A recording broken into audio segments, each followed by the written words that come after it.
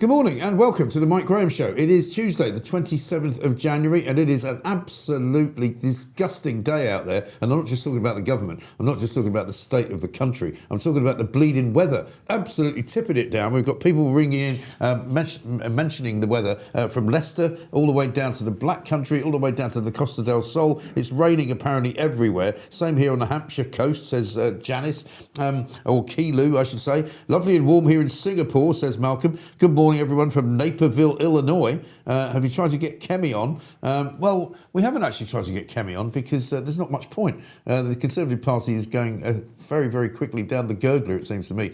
Yesterday, the Conservative Party, I think, stooped to probably the lowest ebb that it's ever been at when Suella Braverman decided to defect to the Reform Party. I put out a tweet saying, I wonder if Kemi Badenoch's going to slag her off. Well, of course, Kemi Badenoch didn't slag her off, but a Tory source referred to her mental health problems shortly before actually then retracting that statement and saying that they were very sorry, didn't mean to mention the fact that she might have had mental health problems. Absolutely disgraceful behaviour from the Tory party. But we'll bring you more on that as we go through the day. We've got lots and lots of things to talk about, including that particular slur on Suella Braverman. 8 MPs now we've got Reform, and no longer, they were only the Magnificent Seven for about 3 days. There's now 8 of them, and it could well be that by the end of the week there'll be 9 of them. And maybe 10 of them. Who knows? Russell Quirk is here with us this morning. Very good morning to you, Russ. Morning. Nice to see you. You're not actually looking drenched as undeterred by the weather. Undeterred by the weather, but it's going to be awful all week. It's going to be literally peeing it down. It's Britain and it's January. Oh, yeah, I know. But I mean, my sister's been sending me all these great pictures from America with the snow and everything. And you just think, couldn't we have some snow for a change? Well, up north, if you're unlucky enough. Today, apparently, there's going to be buckets of the stuff. So, that's my sister's back garden. Look at that in Connecticut, which has been cleared. I mean, she's had a. You know what they do in America, by the way, and this is why people complain about America being finished at a terrible place now because of Donald Trump. They have in her little town people that go around with snowplows and make sure the roads are clear. Not only do they clear the roads, they clear her driveway. Do they? Yeah, they come up the driveway. As standard. Yeah, as a standard. You know, and if her car's kind of like snowed in, they just clear a path through it. Well, so we are, of course, the only nation in the world that can't cope with anything that's adverse in terms of weather. So if it rains a bit too much, a bit too windy or snows, we fall to pieces, don't we? She's had 15 inches of snow. And it's normal. And just fine. Yeah. So I'm just going down the shops. You know, it's great. Whereas today across the country, no doubt there'll be 27 schools closed, civil service will grind to a halt. Oh, yeah. No trains, no buses. Yeah, and we absolutely just ridiculous. A few headlines. Tories face backlash over health jibes is one of the headlines in the papers today. Tories weaponised Suella mental health claim. I mean, that was really disgraceful, wasn't it, what they did yesterday? It was, and then the Tories saying, it was an error. Well, it's not an error when you actually type something and send it. I mean, the error was being caught out, I suspect. I mean, it's disgraceful because the day before, of course, before they knew that Suella was going to defect from the Tories to Reform, she was fine. She was welcome within the party as a kind of, a stalwart and a big fish and all the rest of it. As soon as she goes, a bit like everybody else that's defected, Nadeem Sahawi and Robert Jenrick, literally the minute they go, the Tory HQ machine goes into action and they just start churning out insults and jibes. It's disgraceful, childish. Right. And also to kind of allege, I mean, again, in this day and age, you would think that nobody would even think it, never mind write it down. But in this day and age to suggest, because, I mean, Suella Braverman talked later at the press conference in the afternoon about how they'd sort of tried to make out she'd had some kind of nervous breakdown. Yeah, so suggesting that she's got mental health issues. I would humbly suggest that if you stay in the Conservative Party, you've got mental health issues.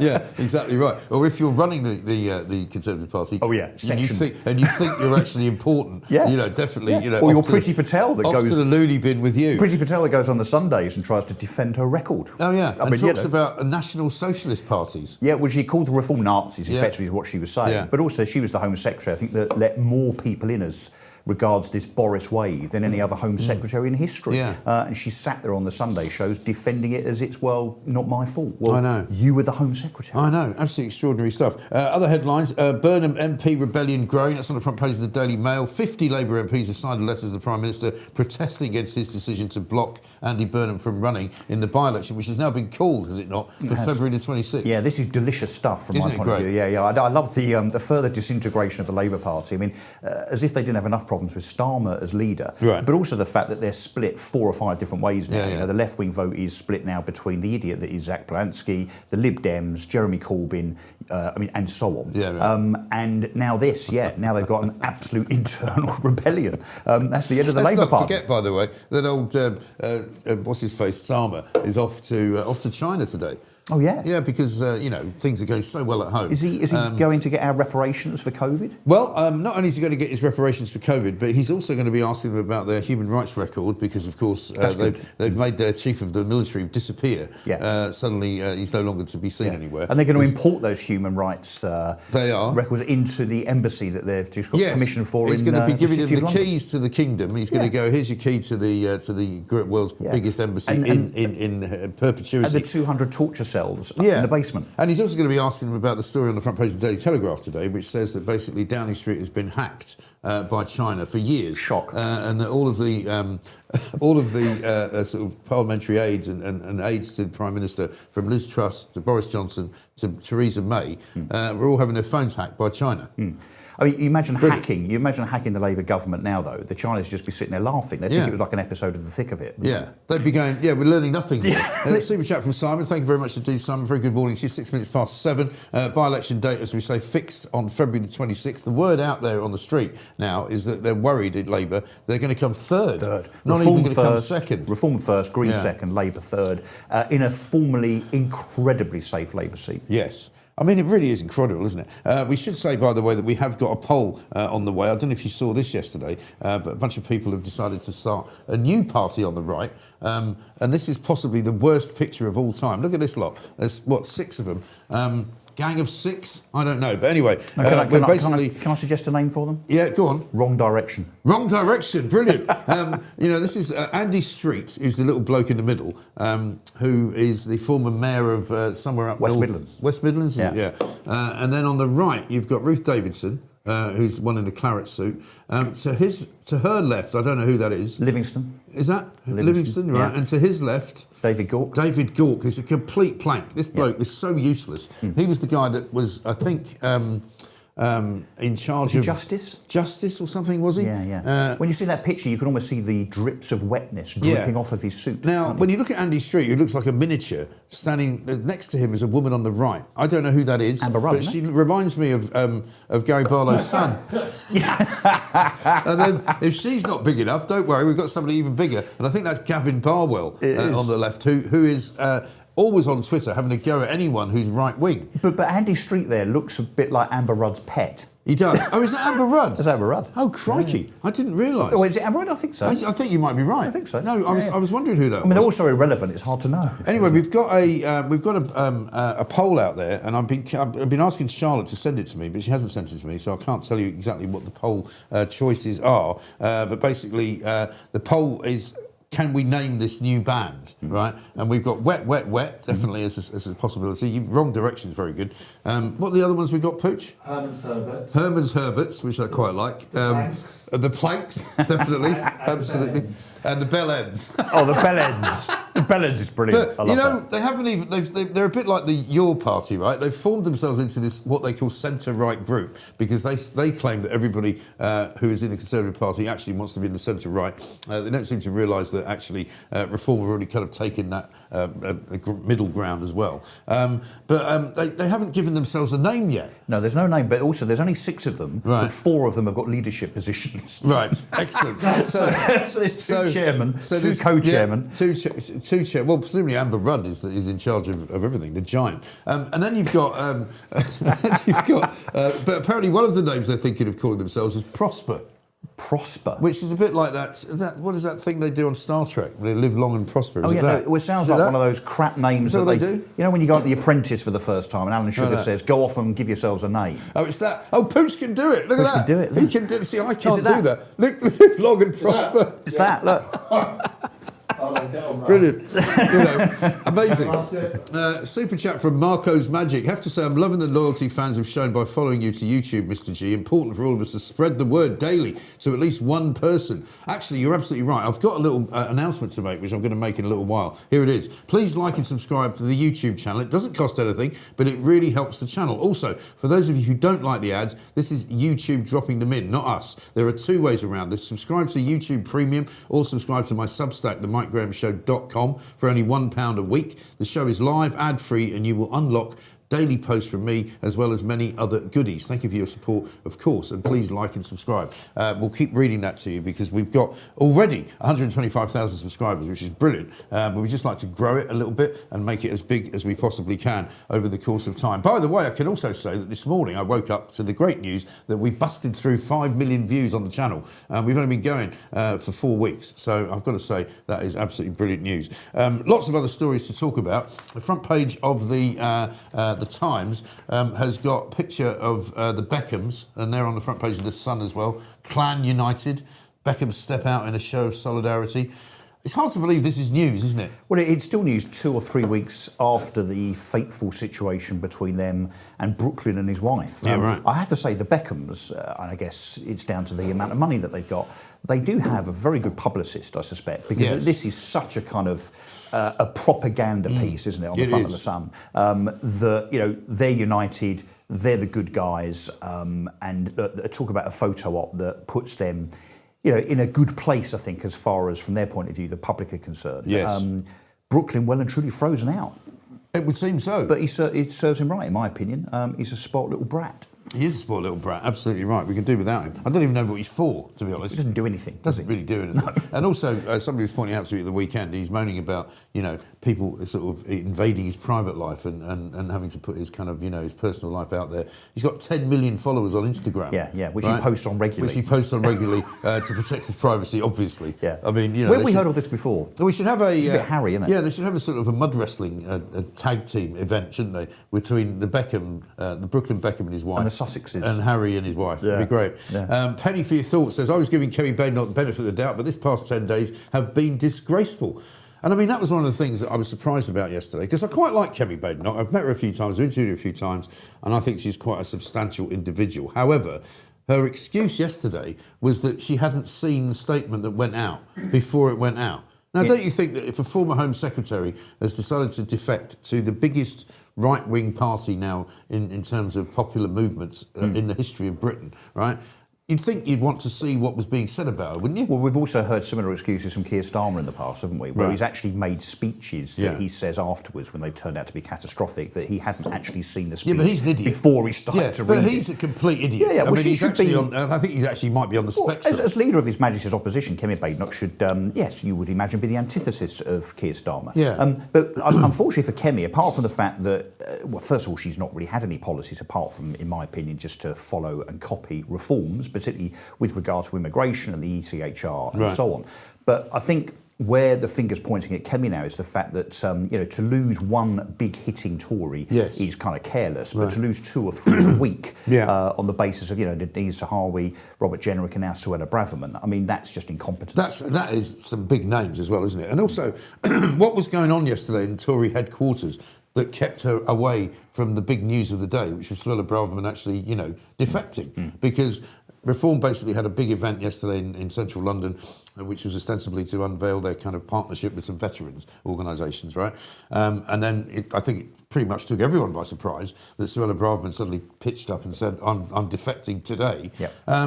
What exactly were they doing at Conservative Central Office that meant that Kemi was so busy that she couldn't put her eyes on a statement about what was happening? Well, who knows? I mean, she's famously, you remember that first cabinet meeting she ever did when she was first selected for cabinet? Yeah. She arrived about an hour late, so maybe she was in bed. I think she's quite famous for not exactly being sprightly in the mornings. Funnily enough, when we used to try and get her on the old show on Talk, she never wanted to come in too early in the morning. Yeah, like 11 o'clock was her start time. Yeah, so I don't know why that would be. But, and Mondays, of course, is a day off for all MPs, as we all know, because Parliament only seems to sit for 3 days a week for about 20 weeks of the year. Yeah, I know. Very weird. Sorry I keep coughing, by the way. I've got some kind of a frog in my throat. I don't know what it is about the way that this has been in terms of winter sort of bugs, but I've had pretty much some kind of cold/cough/runny nose since about the end of November. Well, maybe we should all start wearing masks. Yeah, good idea. Yeah. Especially you need a mandatory vaccine. Is what that you need. Prosper lot, they should all put masks on the grounds that they're all so bleeding ugly. Let's get that poll going. By the way, so give us a name for the new Live Long and Prosper gang of 6, whatever they are. Craft Woke. That's quite good. Says you're West Side Tory. Not that's bad. Nice. West Side that's Tory, nice from Exeter. Fake That. Witch Hazel, very good. The Who, question mark. The Rejects says Red Black, that's good. New Kids on the Take, Very good, says Neil. Yeah, some great ones. Another band name, Reform Town Rats from Lord Viking. I think you've slightly overthought that one, but not bad.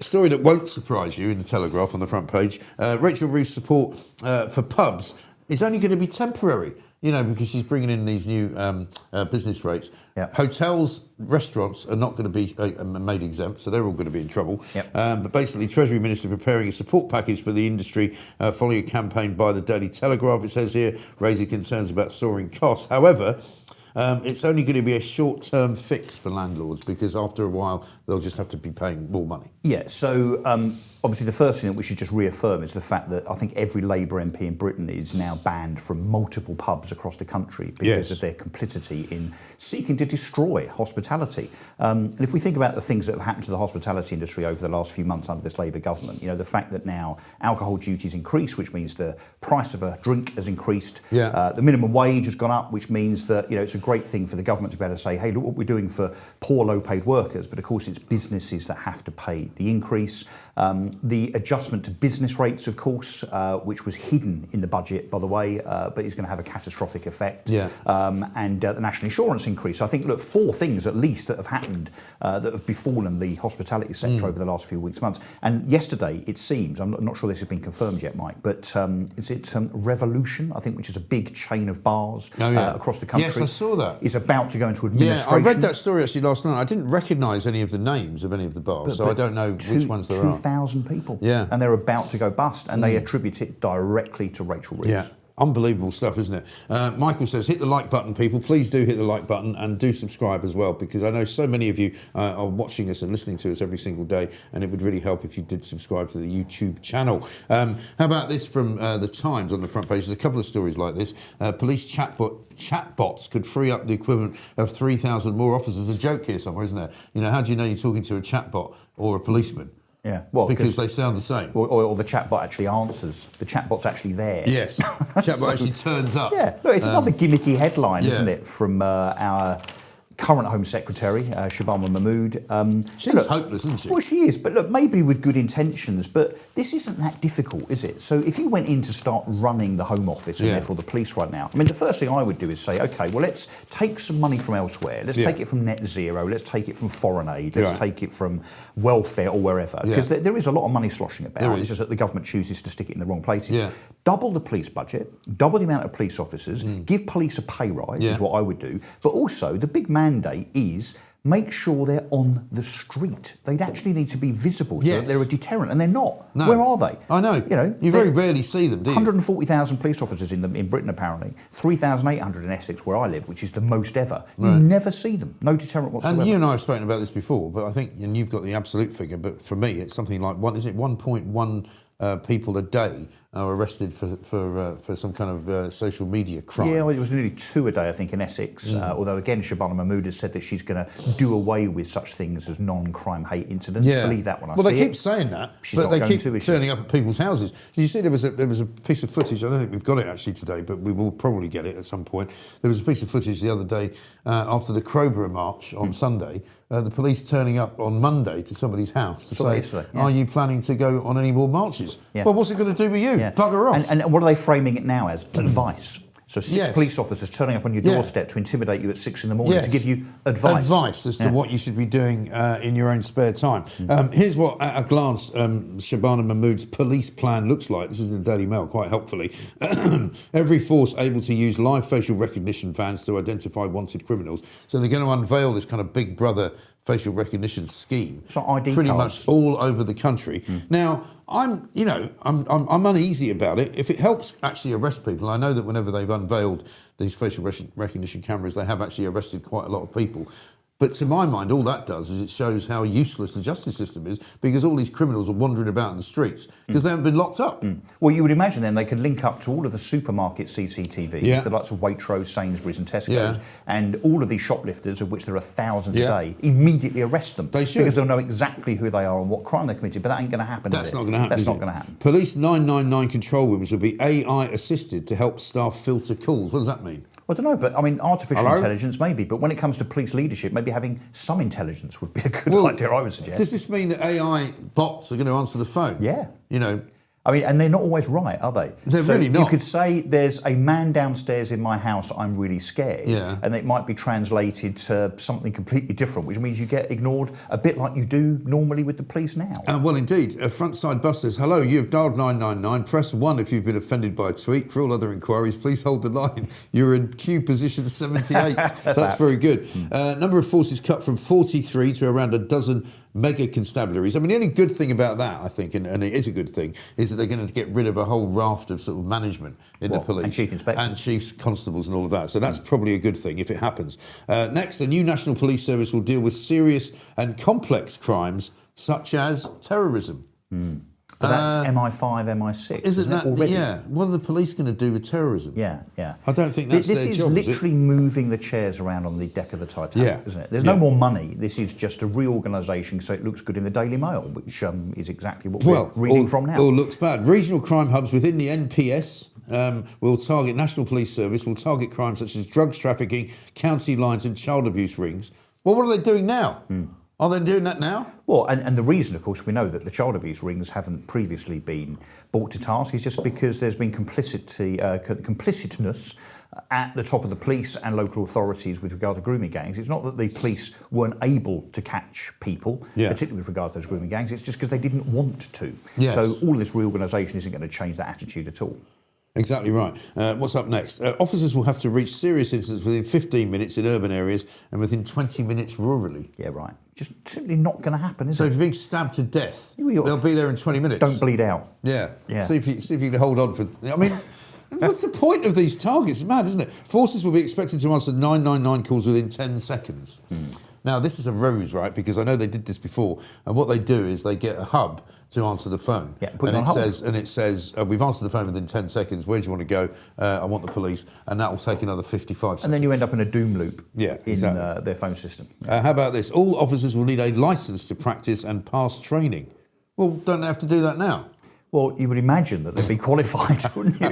Rather than rocking up on a Monday and by lunchtime you're out there, I was going to say nicking people, police, but you're not. Yeah, exactly. And then finally, the Home Secretary will have the power to sack chief constables in any poorly performing force, which of course she couldn't do famously with the Chief Constable of the West Midlands. I mean, look, we've got the Police and Crime Commissioner kind of contingent there, which is going to be done away with now. But isn't it ridiculous that the Home Secretary, who is elected, after all, can't then step in instances like we've just had with Craig Guildford and get rid of that Chief Constable if the Police and Crime Commissioner turns out to be his mate that doesn't want to get rid of him? I know. It's bizarre, isn't it? Got another super chat here from Rudy Gore. A fantastic show, Mike. The best way to start the day. Thank you very much indeed. On the poll front, by the way, Charlotte has posted it for me, and we've got we've got it on screen. Herman and the Herberts, 8%. The Bell Ends, 47%. That's a popular one. Wet, 16%. Plank's coming in second with 29%. Do go and vote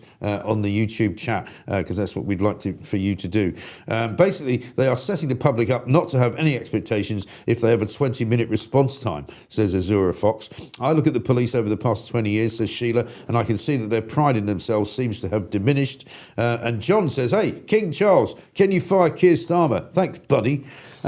Yeah, well, we'll be tracking Keir Starmer as he goes off to Beijing, as he goes today. I don't know who he's taking with him. I think he's taking Rachel Reeves with him, just for good measure. Can they just stay there? Yeah, but that would be great. I mean, what I'm hoping for is that they can get there and just ruin China's economy, like within seconds. Just by turning up and going, And we thought we'd bring some really, really good economic policy to the Chinese. Absolutely right. Here's a story that is one of my favourites of the morning. Page 2 of the Daily Mail. I don't know if you knew about this. Rwanda is apparently suing the United Kingdom for millions of pounds because of Labour scrapping the asylum scheme. Yeah. So do you remember, it's literally day one of the Labour government, wasn't it, in July 2024, that they decided, just out of spite really, just because it was a Conservative policy, to scrap the Rwanda scheme, which hadn't even got off the ground. So there was no excuse to saying it's not working. It hadn't even started. Right. And I think, what was the cost? Was it $500 million? Something like that, wasn't it? Something like that. So now they're suing for, I guess, what would be called in legal terms non-performance. Yes. And they'll probably win. Yeah, they probably will. And guess who's on the hook for paying it? It says here, in all, not 290 £290 million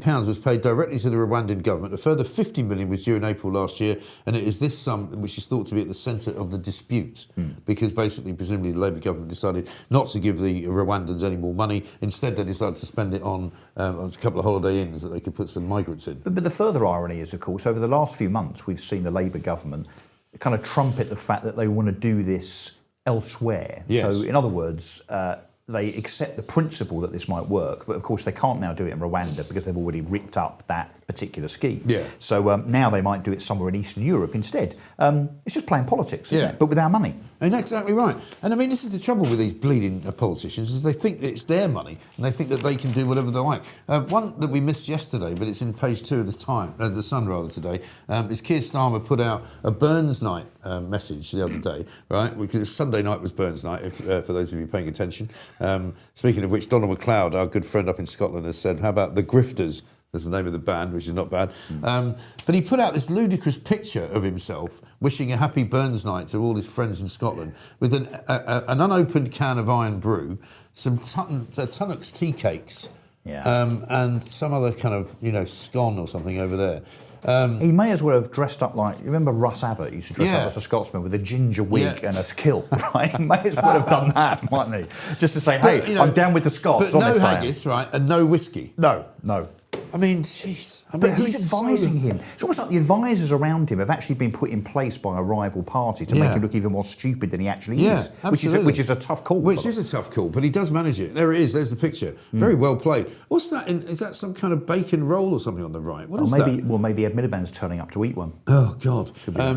This from Mr. J.W. Potter, a super chat. Thank you very much indeed. How will the facial recognition cameras cope with hoodies, scarves and face coverings in general? If you're a criminal, it's not rocket science, is it? Yeah, I mean, apparently you just cover your face and then they don't recognise you at all. But then the government will ban... Balaclava. The government will ban face coverings. What if you're wearing a burqa? What, except those? The burqas are fine. Maybe I'll wear one, They won't be able to recognise me. You should do the show in one.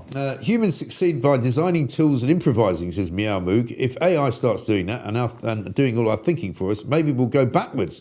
Time will tell.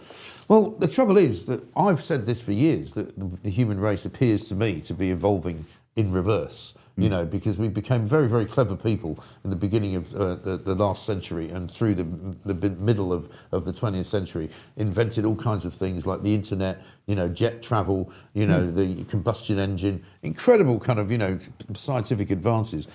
And all we've done in the last 20 years is literally kind of destroy civilization. It's a really good point. By going backwards. It's a really good point. And I think, back in the day when we were left alone to our own devices and we came up with things like, the Industrial Revolution and, and Britain, of course, being hugely instrumental when it comes to inventing things. But I guess it's probably because over the last 20 or 30 years, we've had governments that have sought to control us. Yes. And if you feel oppressed and controlled and kind of pigeonholed and put in a box, you're less likely to be creative, I would imagine. I would think so. Should we have a look at a couple of clips? Because we've got Jacob Rees-Mogg from yesterday talking about this by-election coming up on February the 26th. And he makes a couple of really good points about Keir Starmer and how useless he is. Mark the 26th of February 2026 in your diary, note it in your yearbook and remember it in your history lessons, because this will be the last day when Sir Keir Starmer looks at his premiership and thinks it has any chance of continuing. By-elections are often difficult for governments. They regularly go against them. They are an opportunity for voters to protest and to put in a more independent-minded figure, a stronger representative of the constituency than the party apparatchik who comes up before them. But Gorton and Denton is going to be particularly difficult and brutal for Labour after the removal of Andy Burnham, the prevention of Andy Burnham from standing as the candidate. Whoever is put forward, whatever brave soul takes up that mantle, will look like an utter political patsy. He will not look like somebody of any strength or moment. He will look like the party apparatchik's apparatchik. Jacob Rees-Mogg there. You've got to wonder if he's on the list of reform candidates, haven't you? He's been very categoric about not moving over. He has, but I was at the Reform Conference in Birmingham. He was there. And he turned up, didn't he? Yeah. And he said, I'm just here in an advisory capacity. Well, that was the day it was being trailed that Rees-Mogg was defecting, and of course it was his daughter. His daughter defected. Yeah. So that must be an interesting household. Look, he is very reform in terms of his ideology and politics. Totally. You know, as is the likes of Katie Lamb, who's being trailed as next. Okay. Nick Timothy, who's gone way up in my estimations, I have to say, since he was bag carrying for Theresa May. And also the West Midlands. It. Yeah, he was the one that really went for them, wasn't he? Yeah. Another super chat from JM. Thank you very much indeed. Simon, by the way, has given us yet another 10 quid. Simon, thank you very much indeed. Simon Kilford, super chat. He does it every single day. Very, very well welcome. Thank you very much for that. Coming up, we're going to have Plank of the Day. Russell's got a couple of off-the-piste stories that he wants to talk about. One of them involves Kanye West. Another one involves the Taliban. I mean, put those together in any way you like. In some kind of jigsaw pattern. Also, of course, it's time right now for Edward Hughes with the news. Good morning. Here is the news for today, Tuesday, 27th of January. I'm Edward Hughes. In major political news, former Conservative Home Secretary Suella Braverman has defected to Reform UK, joining a wave of high-profile moves that Nigel Farage hails as a game-changer, while Labour faces internal tensions as Keir Starmer defends barring Andy Burnham from a key by-election. The Home Secretary announces sweeping police reforms with new 999 response targets. Economically, a UK bank has been fined for breaching Russia sanctions, and food prices continue rising due to higher costs. On weather, Storm Chandra is bringing heavy rain, strong winds, and a risk of flooding, especially in western and southwestern areas, with hill snow possible in northern regions. It's the third named storm this month after Goretti and Ingrid. Stay cautious if travelling, and expect blustery, unsettled conditions across much of the UK today. Rain go away? And finally, it's Pooch's birthday today. Edwina and I are meeting up with Pooch and Mrs. Pooch tonight for a few bevies. MG is welcome if he is free. Hopefully it won't be too large. That's your quick roundup. Stay dry out there. Latest, Tigers. Pooch's birthday, according to Edward Hughes with the news. Is that right, Pooch? Yeah, it is, yeah. Many happy returns. Thank you. Can we have some happy birthday wishes, please, for Pooch?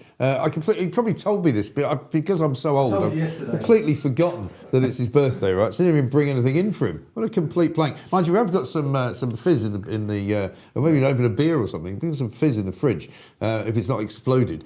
Super chat from Canastria. Morning, Mike. I turned your rap into a track. That was yesterday. I posted it to your latest X post. Love the show. Can't beat common sense in the morning. And Michael says, fantastic show, Mike. Love your show more than when you were on Talk. Well, listen, thank you very much indeed. This one from Alex, back to the 40s when this country had some balls.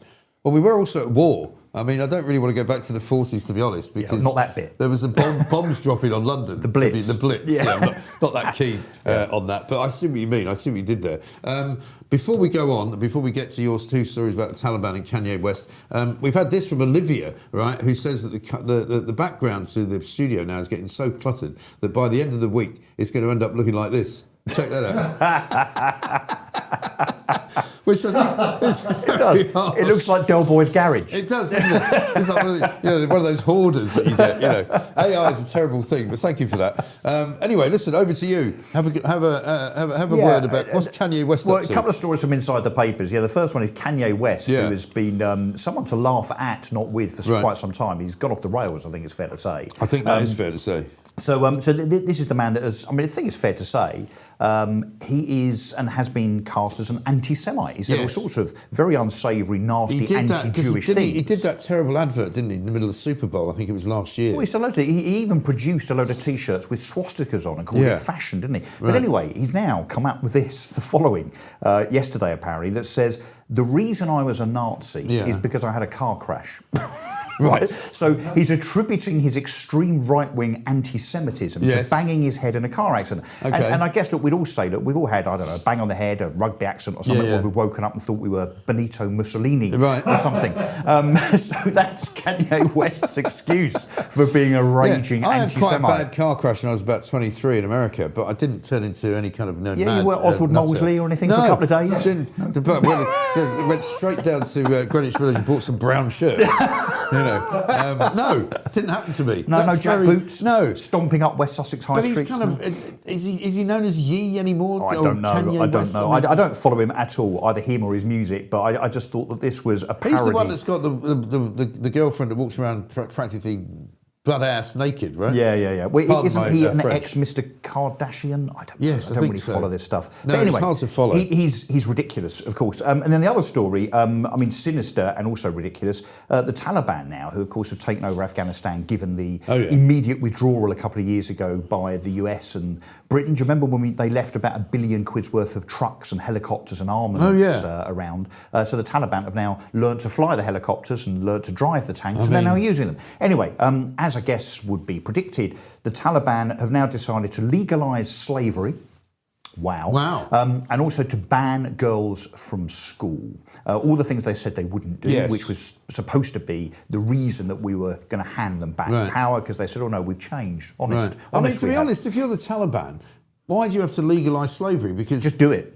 You can have slaves if you're the Taliban. If you're living in Afghanistan, you can have a slave. Who's going to take you to court over it? But the other point is that, and I'll tread carefully here, there are people in Britain that are arguing and campaigning for Sharia law, which is exactly this. Right. I mean, my suggestion is, if you really like this kind of thing so much, the stoning of women and all the rest of it, go back. Go back to Afghanistan. I don't think that's a difficult one for anybody to get their heads around. Don't come to this country and try and turn it into Afghanistan, would be my advice. Well, I mean, I quite like the fact that my 3 daughters go to school, actually. I think it's quite a good thing. And the fact that they're going to be allowed to drive, and work. Yeah. I think maybe I'm progressive, I don't know. Absolutely. But, incredible. I think it's okay. We should mention, actually, in passing, a serious story from yesterday about the Pakistani man who was found guilty of raping a woman. Shiraz Malik. In a park in, I think, Nottingham, was it? This is in Lee Anderson's constituency. This was Sutton in Ashfield. Yes. Lee Anderson has outed this, and fair play to Lee. So Shiraz Malik, asylum-seeking Pakistani rapist, is now convicted. So he's now being convicted of the rape of that 18-year-old girl in that park. But the really sinister and outrageous bit here, Mike, is the fact that the judge, Nirmal Shant, Shan't administer justice, I think she should be called, said that because of a substantial risk of prejudice to the administration of justice, he could not be named as an asylum seeker. Now, what the hell is going on? Well, A, it's in the public interest to know. But secondly, I mean, why would that prejudice anybody? A rape is a rape, right? So the fact that he's raped somebody, and this girl, bless her, was screaming for help, apparently, and then he got his mate to come and rape her as well. I mean, what a disgusting, despicable... I mean, and again, prison, absolutely, as far as I'm concerned, forever.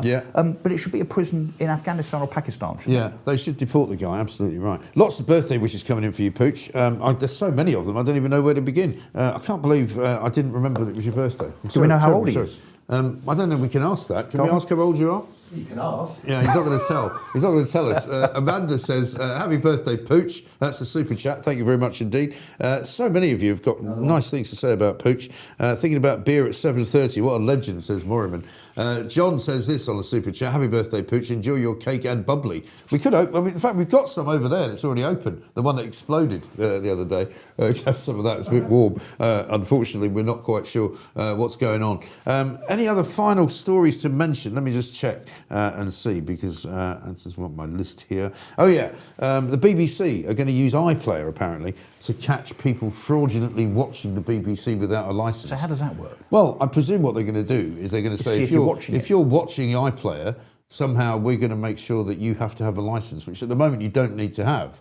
So they're going to try and use jiggery-pokery for that. And also, front page of the Daily Telegraph, net zero is killing the energy sector. No kidding. This will come as no surprise to you. No kidding. I mean, well, it's what many of us have been saying for years, isn't it? That because of the subsidies and the fact that it doesn't work without those subsidies, and the fact that you'll never ever end up in a situation where wind and solar power Britain and an ever-increasing population in Britain, of course it doesn't work. No. The only way it works is if you're an ideologue and a climate change zealot. The interesting thing about this particular statement, though, is it's coming from Louise Gilmore, the Scottish Secretary of the GMB Union. Right, so she would be normally somebody you might think would be on the side of the Labour government, but basically she said that the delusional net zero policies championed by Ed Miliband are causing arguably the most destructive industrial calamity in our nation's history. I think she's onto something in that she probably, being at the coalface as a union representative, can see the amount of jobs from the energy sector, the traditional energy sector, oil, gas and so on. Well, she's talking about North Sea exploration. She's saying basically that 200 jobs a week are being lost because of the ridiculous policies of Ed Miliband, and also taxes that are swallowing up companies' entire profits. In the forward to the report that she's written, our governments in Westminster and Holyrood seem stricken, almost delusional, in the face of onrushing disaster, insisting we must ignore today's reality and believe in tomorrow's dreams. Well, it's not very often that I support what a unionist is saying, frankly, but she's completely right, isn't she? Yeah, I know. Absolutely extraordinary stuff. And the other thing about the whole net zero crusade, and I mentioned this last week, was that when old Rachel Reeves was over in Davos last week, she was completely and utterly humiliated by an American government, sort of effectively government minister who worked, I think, for the Commerce Department in America, who said, you know, you people in Europe are going down this road of getting rid of oil and gas, even though you've got it literally surrounding your island, in favour of electricity, and you want to make an entirely electric grid without actually making any batteries. You don't manufacture batteries, you don't have any ability to create the electricity, so you're basically going to be reliant on China for everything. Yeah, or Norway, who do farm those oil fields in the North Sea, and then they sell us the gas that otherwise we would have found for ourselves. And obviously we're paying a premium for it. Look, it is completely and utterly nuts. And you've got this idiot, this sinister moron, Ed Miliband, that doesn't seem to care about reality, data, facts, or consequences, but he's on this crusade because it's his kind of his remit to rid us of all fossil fuels, even though the alternative is catastrophic for Britain. Absolutely catastrophic. I know. It's absolutely incredible, isn't it? Incredible. We should also mention it's International Holocaust Memorial Day today as well. It seems to have become slightly more than just a remembrance of what happened in the Second World War, which I don't have a problem about. But you know, there's this kind of creeping sense that it's not only longer, you know, it's almost like it's something that Jewish people would wish to commemorate. Do you think it's a bit of a bandwagon? I think it's slightly, well, because I think the problem is that, you know, politically speaking, lots of politicians have gone, well, it's not just about, you know, what happened during the Second World War, because they want to celebrate, you know, sort of commemorate all Holocausts that have happened. Well, and we kind of go, well, there aren't lots of Holocausts. I mean, there are terrible things that have happened around the world. But Holocaust Memorial Day should really surely just be about what happened in the Second World War, shouldn't it? Will we see Keir Starmer righting all such wrongs by lighting another candle in the window of Downing Street before he flies off to China, do you think? Well, I think he's already on his way. So I don't know whether that's something that he would have done. Does, isn't it? Well, I know. I mean, this is it's tokenism. It is tokenism at its worst level ever, you know. Coming up, we're going to be speaking to Ellie Hodges, who's coming in to speak on behalf of reform students, because one of the things that's been going on, and you might be aware of this story, is that students have sort of formed themselves into little groups of reform supporting networks in various different seats of learning, shall we say. But it hasn't gone well because, of course, most of the universities have decided to revolt against it. Well, yeah, the universities, of course, don't like free speech very much, so they will immediately and have tried to ban this. I said actually to some people on X the other day that what we need to see is a kind of Charlie Kirk type movement in those universities where people of the centre-right, whether they're Tories or Reform, doesn't really matter, actually seek to sit and argue very calmly and placidly with the majority of students and indeed the faculty that are left and will not see reason when it comes to the other side of a political argument. So notwithstanding what happened to Charlie Kirk, I think we need to see a bit more of that because, you know, the leftist indoctrinated argument can be defeated, I think, just on debate and logic. So I think I think there needs to be, and I'm not one for big state laws being imposed, but surely we need to have a law put in place, which nearly did happen actually, where a government says a university cannot stop freedom of speech. It cannot stop someone of a differing political view coming along to a university campus to stand on a soapbox, indoors or outdoors, and say whatever what they want. And you can either agree with it or disagree with it. But what we need is the debate, because you know, of all people, and I do to a lesser extent, when you have a proper debate with someone that is an ideologue when it comes to their extreme left-wing views, their argument runs out very quickly. It does. You know, the whole socialism thing in terms of, you know, we're all equal and, you know, if you get rid of the rich, we'll all be much richer. No, that doesn't actually make sense. It doesn't actually work. So you could destroy the argument, but if you're not allowed to debate them, then of course that argument never prevails, does it? And that's what the universities are trying to do. They know that the argument on the centre-right is valid, so they just don't want to have the debate. No, exactly right. Incredible, ridiculous. Russell, good to see you. Thank you very much indeed. Russell Quirk there with all the news that's fit to print, some of the news that isn't fit to print as well. We've got lots more to do. As I say, Ellie Hodge is going to join us in a moment. We've also got Plank of the Day to do. Now, I don't know about you, Pooch. It's Pooch's birthday, but I wouldn't mind replaying yesterday's Plank of the Day, not the whole thing, but just that little video that we had of Ziggy. Because of course we made the Forestry Commission planks of the day, and we had lots of really interesting comments actually coming in from people around the country saying that various places that they used to visit where you could park for free, the Forestry Commission have now decided to start charging you, even though they've got a budget of hundreds of millions of pounds a year to actually run the thing. But should we have a look at poor old Ziggy? And his birthday's coming up tomorrow, by the way, and his bad news. Ziggy, I know it's a big week for you this week because it's your birthday week. You're going to be 12, aren't you? And we were going to have a big party in the woods with all your friends, like we always do. But this year, I've got some bad news, Ziggy, because it looks as though they've decided to put a tax on the woods, and the nasty people in the government don't want you to have a good birthday. They don't want you to see your friends in the woods because they've decided to start charging people to park at the woods. So they've now put a tax on the air in the woods. They put a tax on dogs going to the woods. They put a tax on you going to the woods.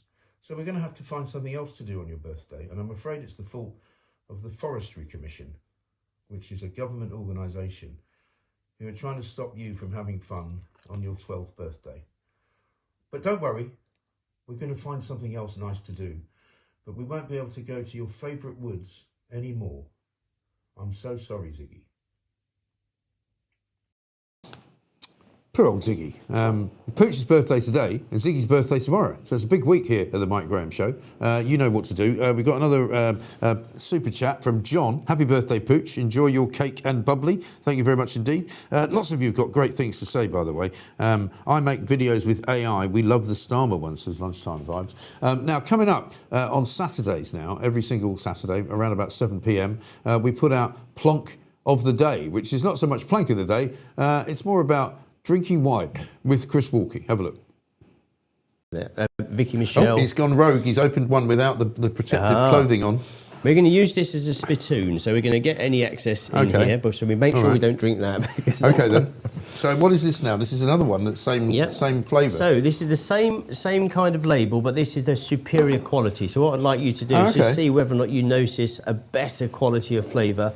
It's £14. We're jumping up a notch here from Majestic. Is it slightly lighter as well in colour? I don't know if it would be. It possibly could Looks be. a little bit clearer. I think under these beams of lights. Here it is. That one. That's good. That one there. So slightly different. It's got Valdo Biadini, La Giosa, et Amorosa. You sort of Did he do well? No. I'm really embarrassed, you know, that I don't speak a foreign language properly, because I think we all should. I think we should. It's you know, it's one of those things that I always think. I did French at school and I did Latin.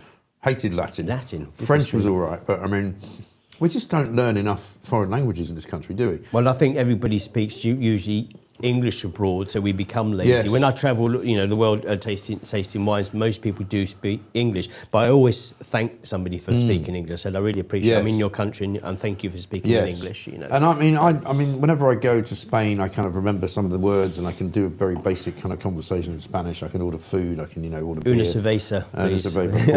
I can do the same in France. I do the same. My French actually sometimes comes back to me. More quickly, because I suddenly then remember words that I didn't even know I remembered from, you know, from when I was at school. You need to be there for a while, don't you? Once you're there for a while, it starts to hit. Yeah, I just think we should be so much better at that in our schools, that we should teach kids, we should make them learn another language, you know. Well, let's look at this wine here. Look, noticeably, you can see the bubbles there. Yeah. And look at the finesse of these bubbles. So already we're look, totally different they're style smaller, wine. aren't They're they? smaller. So Interesting. it's in a different region, and it's a beautiful hilly region. They're hand-picked grapes as opposed to this. That is actually quite a lot different, isn't it? Because you can almost taste the effervescence more. Try another little piece. Is it another bit of brie? Another bit. So that's the plonk of the week, I should call it. That's going to come up on Saturday, every single Saturday evening at 7 o'clock. We're going to be putting out later on this morning what it is that we're going to be drinking. I think it's going to be a Cremant which is a sort of slightly lesser version of champagne, but very good one, coming up from southern France. So we'll bring you that with Chris Walkie on Saturday. Now, I'm delighted to say we've been trying to get her on the show for a long time, and finally it's taken about 4 weeks to do it. Ellie Hodges is here. Very good morning to you, Ellie. Thank you very much for joining us. You've got a great story to tell us, and I really want you to take your time to tell it as well. You're involved with an organisation called Students for Reform, set up for younger people who want to, put their weight behind reform. I mean, reform, which is, all over the news yesterday. Suella Braverman, the latest recruit, 8 MPs now, going from strength to strength.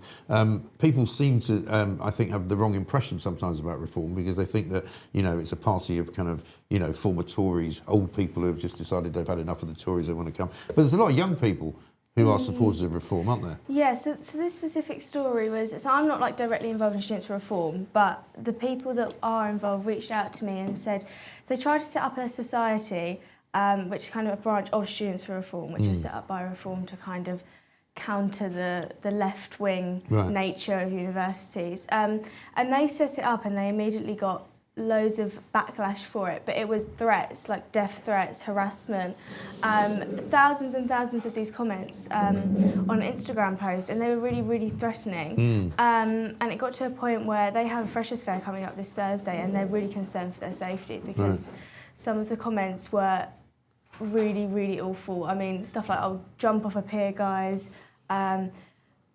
What else was there? I've got some stuff here. Public Instagram comments included, "You're all going to get jumped at Freshers.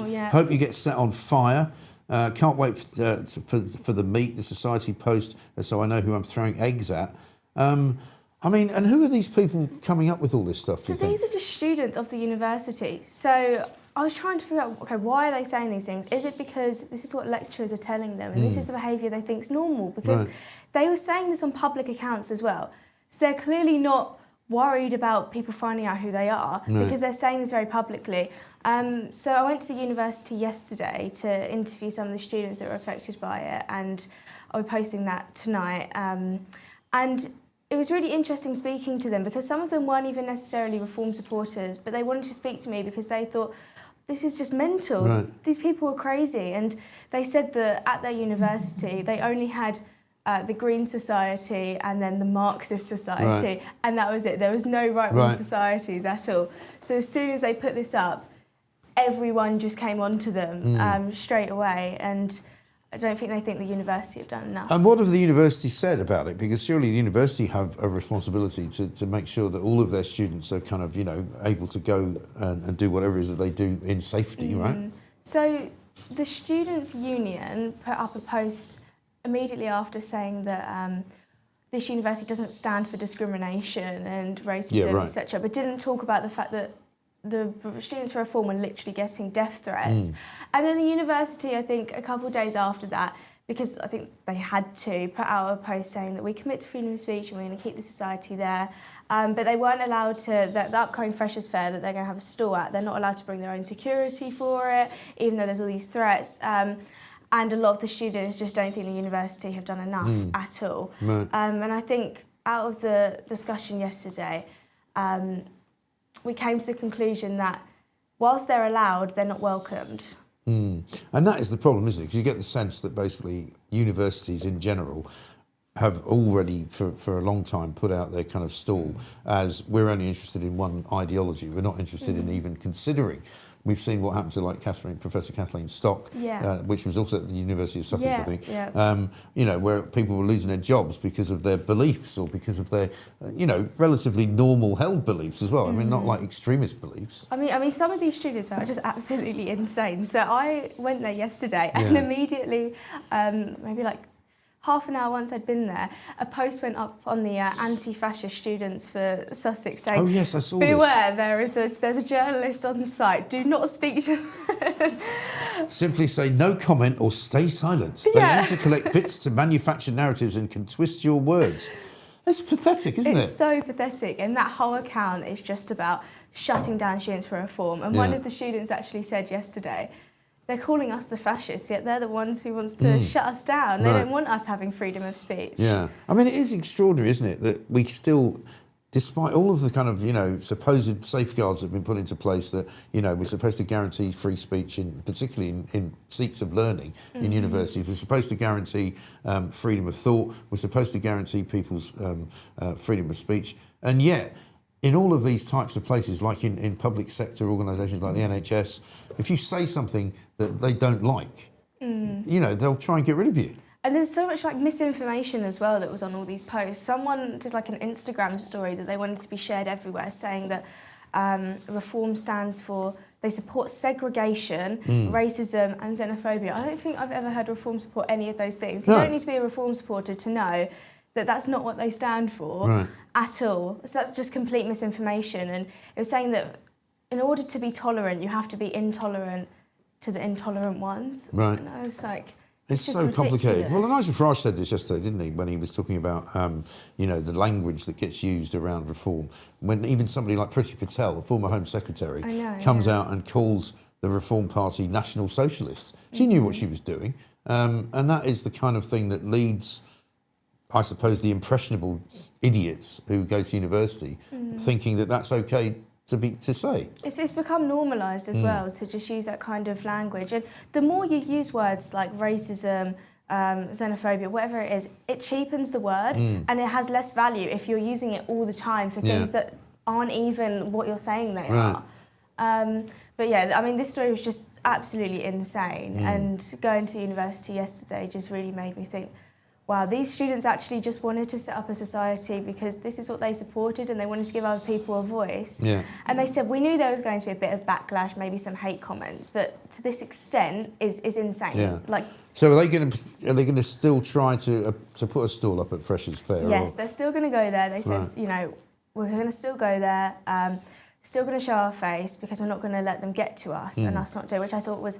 I said to them, that's like really brave of you, but I shouldn't even have to say that's brave. That should just be normal. Exactly. But yeah, it was really, really sad to see because they just wanted to set up this society in order to give other people a voice because, as I said, there's literally only left-wing societies. I mean, the good thing about where we are now in this day and age is that there are things like the Free Speech Union. Have they sort of got involved at all at any point, or do you think there might be somebody that they should get in touch with? Maybe. Just to sort of protect themselves in a way. Maybe I think that could be helpful. But they did file some police reports, and the police came back and said that they can't do anything about it because they can't identify the people that have put the comments, even though some of the comments literally had the first and second name on them. Well, even though they've been making comments on social media where they've managed to lock people up for making comments on social media. Exactly. So it's one rule for one, another for a different group of people. That's the trouble, isn't it? I mean, that is absolutely and utterly ridiculous. Vivian says, a very articulate young lady. Well, you said you'd be surprised, Vivian, about that. But yeah, I mean, and is this, do you get the sense this is happening all over the country? I mean, you're obviously looking at Sussex, but people are giving you lots of support here. Jonathan says, keep going, we're with you.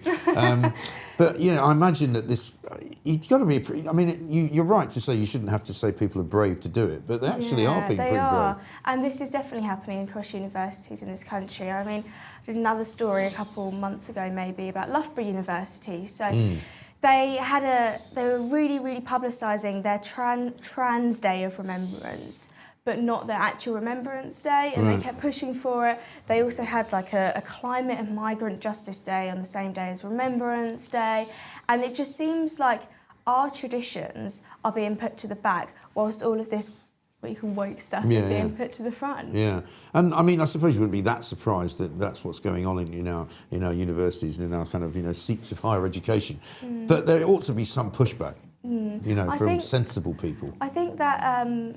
Reform and Students for Reform as an organisation are definitely helping them, and I think they're going to show them support on Thursday. So I'm hoping it all goes well on Thursday and they get the security they need because their safety is definitely a priority. Yeah, and people can easily turn from being just not very nice to being really horrible and dangerous. So let's hope they get protected.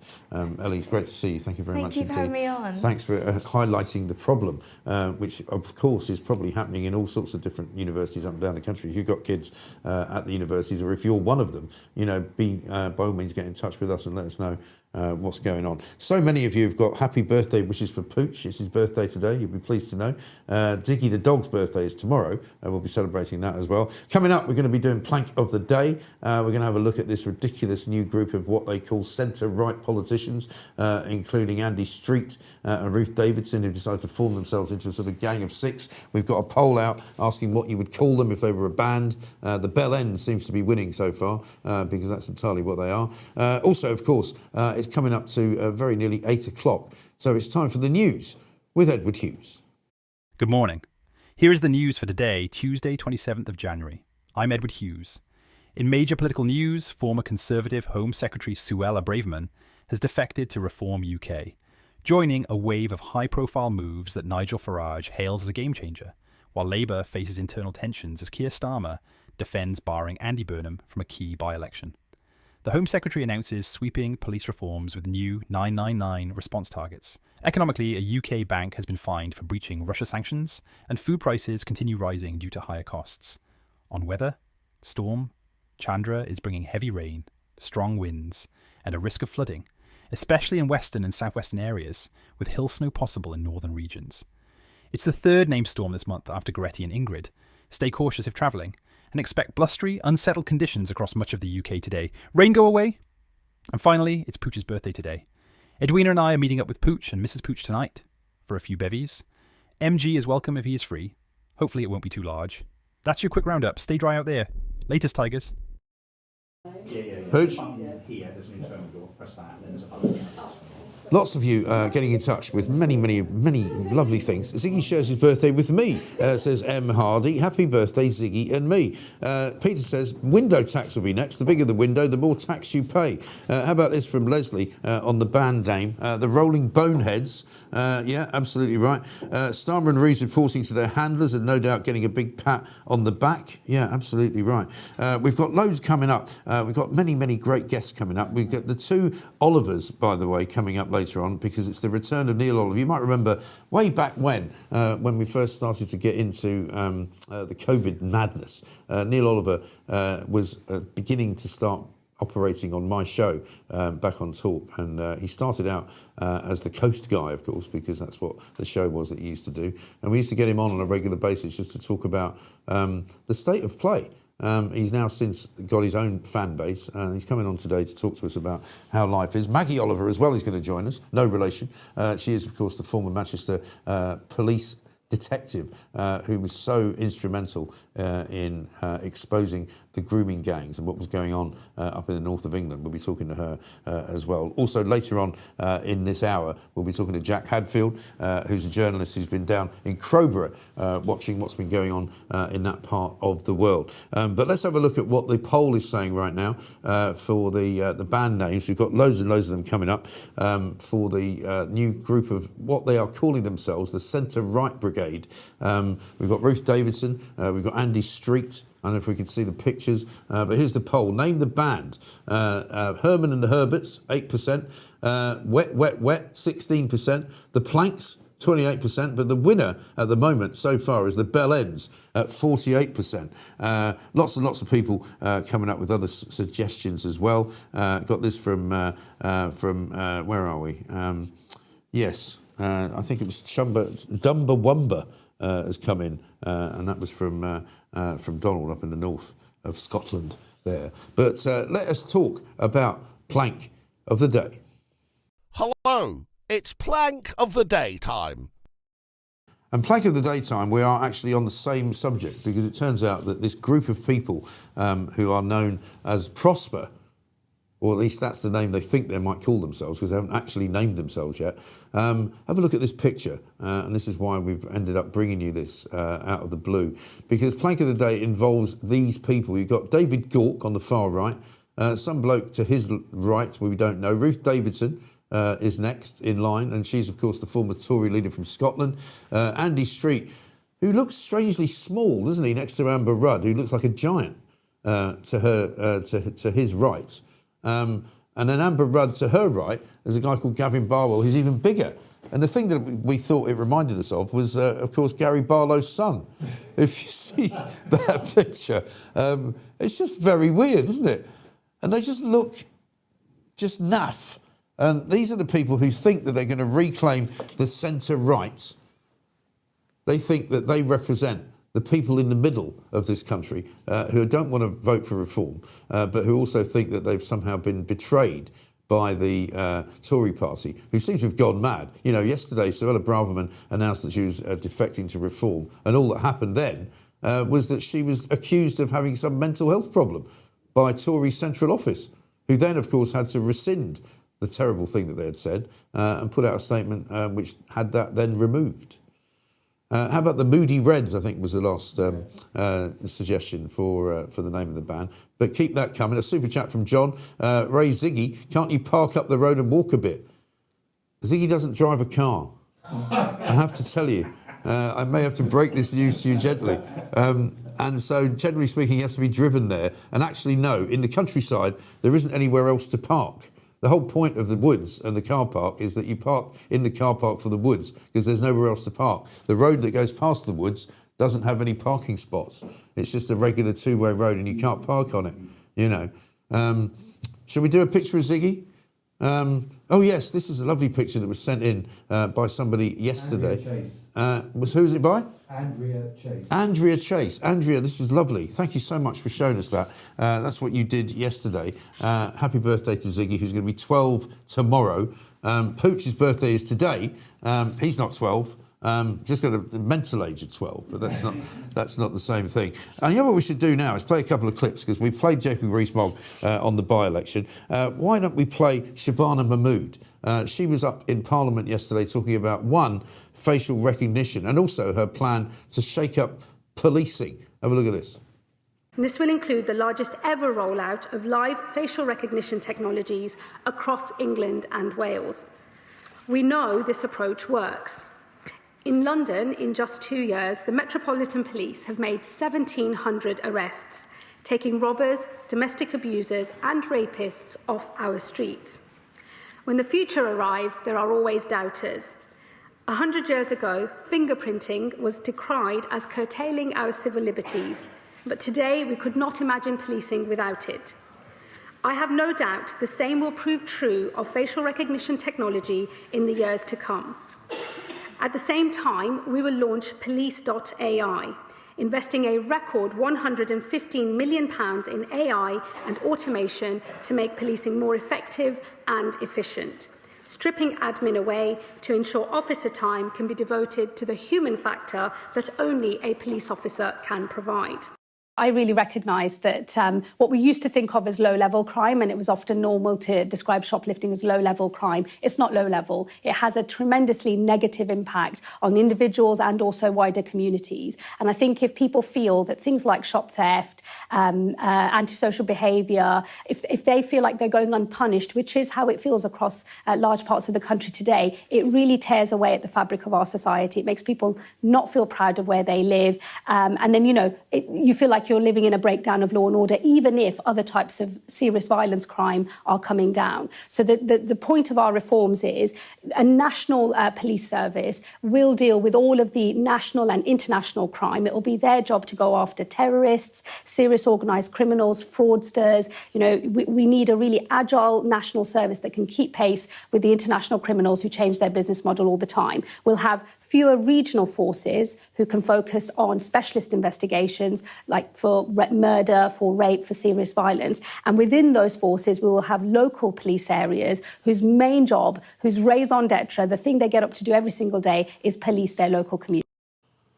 I mean, she's talking about giving the police a job that they've already got, isn't she? They're going to be policing organised crime. Well, don't they do that already? They're going to be policing terrorists. Well, they sort of do that, but usually only after the terrorists have done something. Surely the terrorist organisations are being monitored by MI5 and MI6, aren't they? It's all a bit strange. I'm not quite sure exactly what she's after here.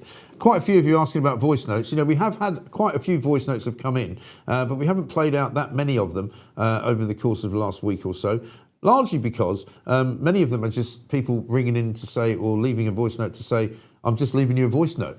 which is fine, and we'd like you getting the voice notes over to us, but here's how you do it. Go to www.speakpipe.com/voice notes. You can leave a voice note for us even when we're not on the air, so you can leave it for us overnight if you wish, but try and make it into something interesting within 30 seconds, an opinion. We're very grateful to get any voice notes, but basically what we'd like is voice notes which have got your opinions attached to them. So tell us what you think about the new Prosper group of bellends, as they're called, the people like Ruth Davidson and Andy Street who think that the middle ground and the centre right is where they want to be. You can tell us exactly what you think of Keir Starmer, of course, keep it clean.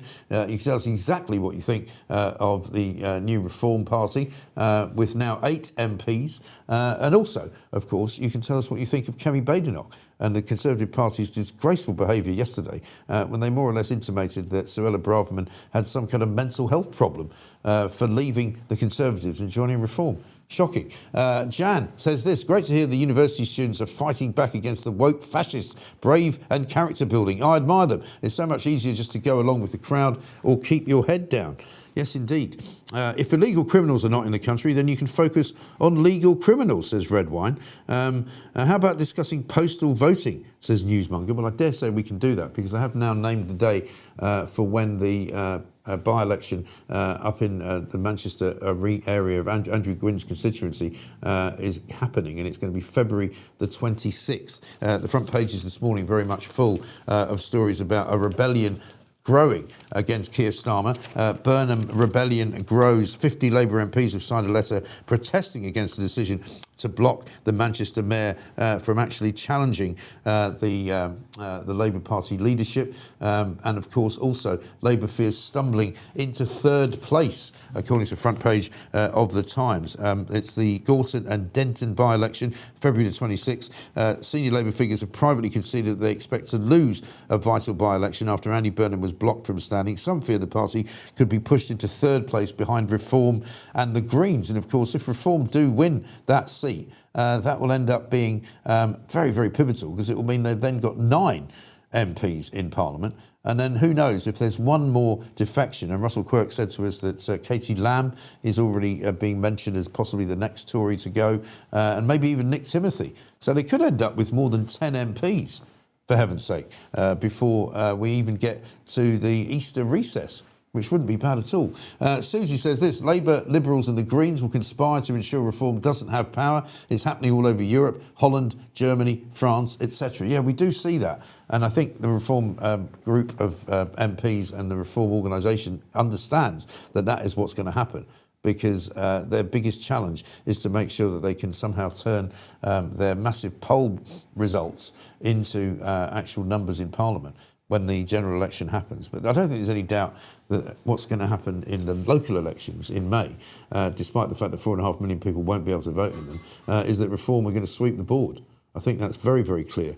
According to Keir Starmer, who is, of course, on his way to China, even as we speak, he's long been expected to face a leadership challenge following what is likely to be a devastating set of results in May. But MPs warned that his strike against Andy Burnham has hastened his demise and increased the chances of a battle royal. I mean, I don't understand how Keir Starmer is even still in charge. In other news, by the way, how about this from Wendy? I do wish the Home Secretary would concentrate on fixing our open borders before meddling in the police. Well, you might like to suggest to the Home Secretary, Shabana Mahmood, that preventing crime is just as important as actually prosecuting it. So if you could prevent crime, that would probably make the world a safer place, and certainly would make Britain a safer place. Jamie says it's interesting to know where they will detain all these criminals they will get from digital recognition, seeing that our prisons are full. That's a very good point. All these facial recognition cameras are going to find all sorts of different miscreants and all sorts of people who should be locked up, but there's nowhere to put them, is there? That's the problem. But many of you are saying to me, if Shabana Mahmood really wants to make the world a safer place, if she really wants to make sure that Britain and the streets of Britain are safe to walk down, then maybe what they should do is make sure they detain more and more of the people who are coming into this country unabated, illegally, who shouldn't be here. Only yesterday was another case of an asylum seeker who came into this country from Pakistan and who's been found guilty of rape, and he's been sent down into prison despite the fact that the judge in the case tried to remove, basically, any knowledge about the fact that he was an asylum seeker, which is ridiculous and crazy. Another story to tell you about is on page 2 of the Daily Mail. Rwanda sues the United Kingdom for millions after Labour scrapped the asylum scheme. You might remember that we already paid £290 million to the Rwandan government directly. This was under the Tories, of course, so that they would take a bunch of asylum seekers and they would operate as a third country processing centre. It turns out, of course, that as soon as Labour got in, the very first thing practically that Keir Starmer did was to do away with the Rwanda scheme. And he also refused to pay a further 50 million quid to Rwanda, which is what they were expecting as a sort of second payment. And of course, now that that hasn't happened, Rwanda are going, well, no, we're going to sue you, because you promised us that, and that was the deal that we struck. Shadow Home Secretary Chris Philp last night called Rwanda's legal claim another catastrophic consequence of Labour's decision to scrap the Rwanda scheme. Labour's decision to abandon the deal was followed by a huge surge in the number of migrants crossing by dinghy from northern France. According to the latest data from the Home Office, 36,273 migrants are in full board hotel accommodation paid for by the taxpayer at the end of September, which was up 7,000 since Labour came to power, and it's just going from bad to worse, isn't it? Absolutely nothing ridiculous.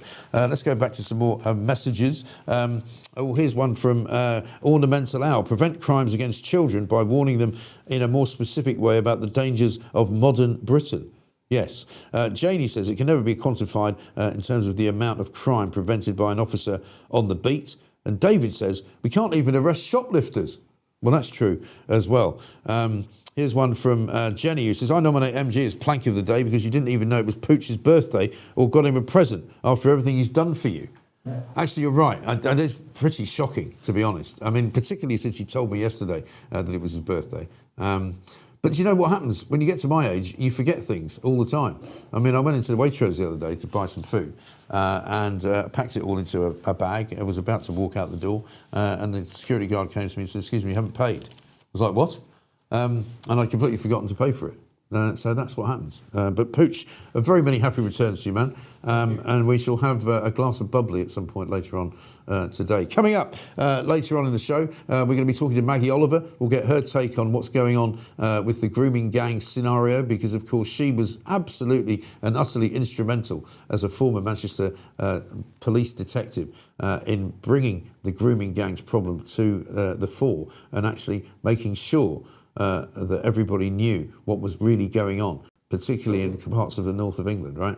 And so we're looking forward to talking to her. And also Neil Oliver makes a return. I haven't spoken to Neil for several years, not since he went over to GB News a long time back, but he and I used to have some brilliant conversations about all the things that were going on in the world of COVID. And of course, ever since then, he's been keeping an eye on all sorts of things. And we're going to be talking to him about 15-minute cities. We're going to be talking to him about facial recognition cameras, which Shabana Mahmood unveiled. And also, why not? We might even talk about Downing Street phones being hacked by China for years, even as Keir Starmer is on his way over with Rachel Reeves to see the Chinese leadership and the Chinese government. It turns out that a story has suggested that a sophisticated global espionage campaign was run by China against senior officials in Downing Street for years and years and years. According to US intelligence sources, the operation was codenamed Salt Typhoon, all right? And MI5 chief in October, Sir Ken McCallum, warned of escalating state threats against Parliament weeks before an espionage alert about Beijing's attempts to recruit officials. Now, according to stories in the Telegraph and the Mail today, Beijing specifically ordered reports about Boris Johnson, Rishi Sunak and Liz Truss. Prosecutors believe sensitive information on MPs was passed on by a parliamentary researcher called Chris Cash to his teacher, who was a friend of his called Chris Berry. That case collapsed. However, you have to wonder whether when Keir Starmer reaches Beijing and he gets off the plane, is he going to ask President Xi about the fact that they've been eavesdropping on telephone conversations in Downing Street for years? Is he going to ask him about the human rights violations that happen in China on a daily basis? Is he going to ask him about the disappearance of the head of Chinese military, who disappeared apparently this week because he was accused of leaking secrets to the United States? Is he going to ask them about what they're going to do when it comes to the human rights violations in their own country? We shall see. I suspect the answer to all of the above will be no. He'll just be craven, he'll just be nodding his head, and he'll be a lapdog to the Chinese. And I think you all know why. Coming up, we'll also bring you what the latest poll is in the situation regarding the no marks who have decided to sort of put themselves together into a group of 6. David Gauke, Ruth Davidson, Andy Street, and a few others as well. A couple of giants towards the end. Name the band that this image reminds you of being.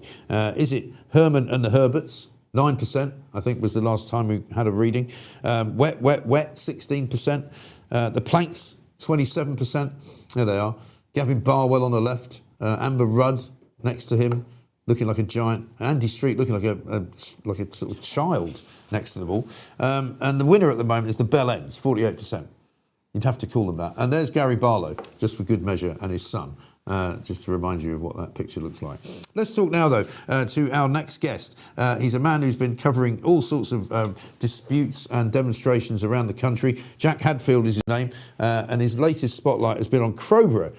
You might have seen yesterday we spoke to Howard Cox, who was down at the demonstration, which had about, I think, 5,000 people in attendance in pretty miserable conditions. So the people of Crowborough are really, really upset and not happy about the fact that the government has housed a load of illegal migrants in a former military camp down there, and with hundreds more to come. Jack, a very good morning to you. Welcome.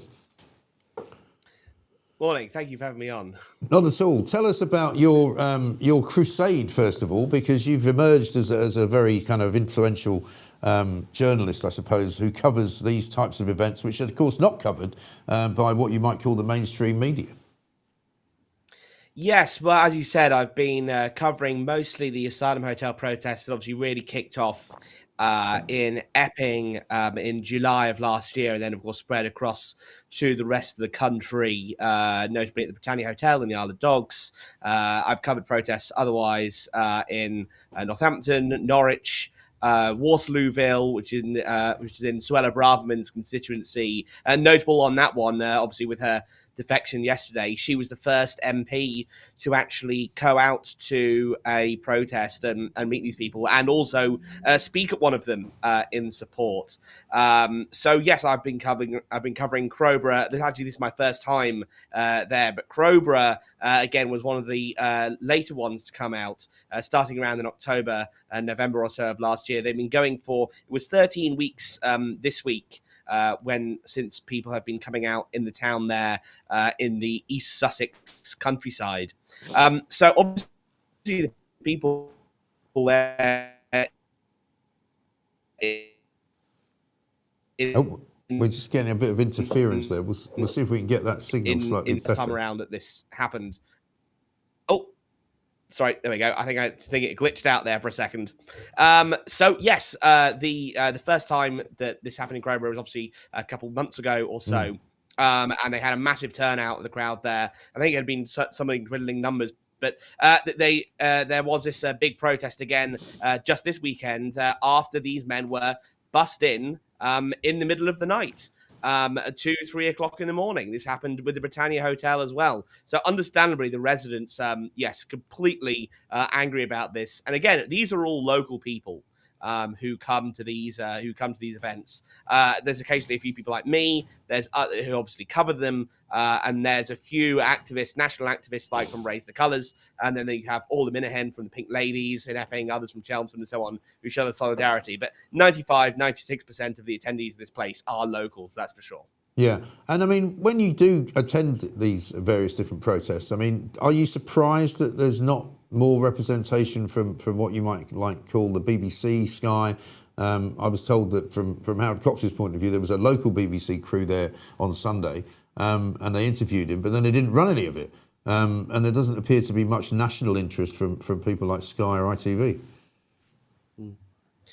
Yes, the BBC, yes, they were there. I bumped into one of their reporters, but again, they completely don't cover it at all. I believe ITV even said, or even claimed to say, that there are only 500 to 600 people there or so, which is completely nonsensical. My own rough head count had it at about 2,000, which is, of course, would be around 10% of the population of the town.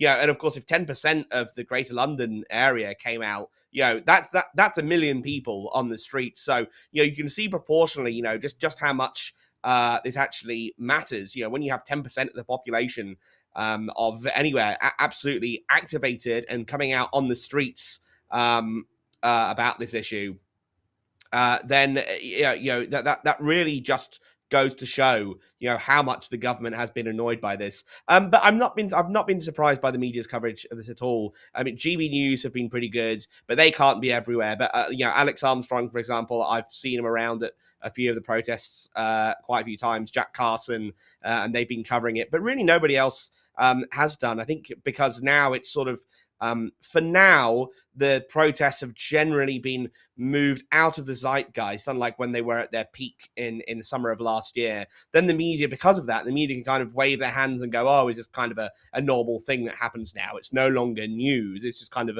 an undercurrent. So I think that's kind of the excuse that there's going through their heads when they decide not to show just how angry the people are at this. Of course. And during the Epping sort of disputes over the back end of last year, there was an awful lot of leftists turning up as well, wasn't there? Kind of, being bussed in or trained in, sometimes by the police, so that they could demonstrate against the local people. But there wasn't much of that at Crowborough, from what I understand.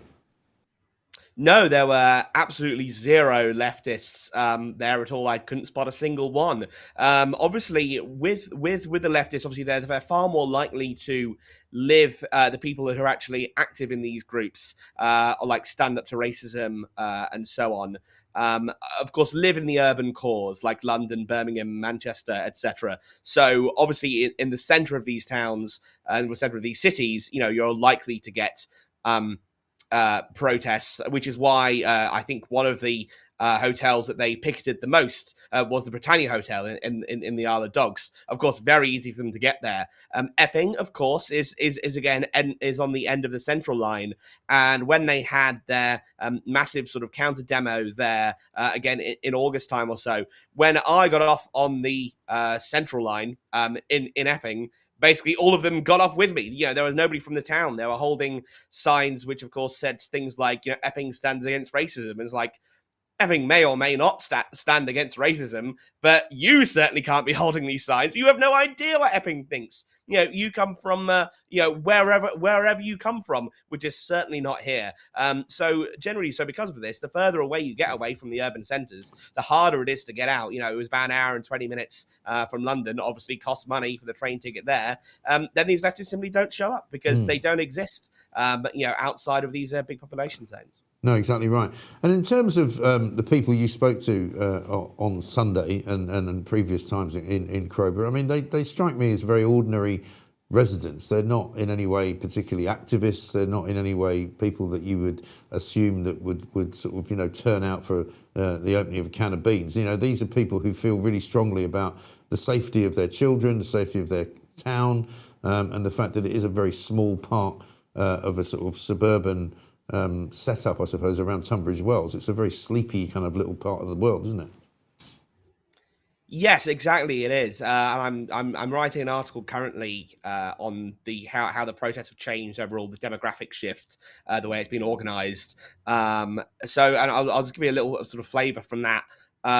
One thing is that basically the people who turn up to these protests are people who've never protested before. Well, of course, until the Asylum Hotel thing became an issue, which was really kicking off obviously in July of last year. These are people who would not have previously turned up to Tommy Robinson marches, for example, Britain First things back in the day, which was usually the main right wing anti-immigration protest areas. So but these people have been completely activated politically. Everyone that I speak to has said, I've never protested before in my life, but, this has come to my front door. I need to go and do something about it. So you get a very different...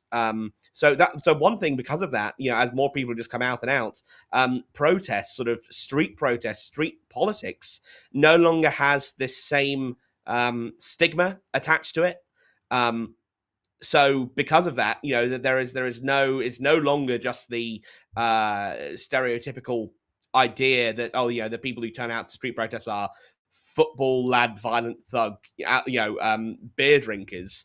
It is literally anybody. So because of this now, you have politics moved away from just being something you do at the ballot box every 5 years to something that actually is far more active, lively, present, and on the ground. Absolutely. And I mean, as far as Crowborough is concerned, I mean, people there say they're going to continue to demonstrate. A couple of people making remarks there saying, isn't it a surprise the leftists don't turn up and then there isn't really any trouble? That's from Wendy. They're likely to continue to protest, but of course the government famously don't really seem to take any notice, because they didn't take any notice in Epping. They didn't take any notice really in Canary Wharf. They didn't really take much notice in Altrincham.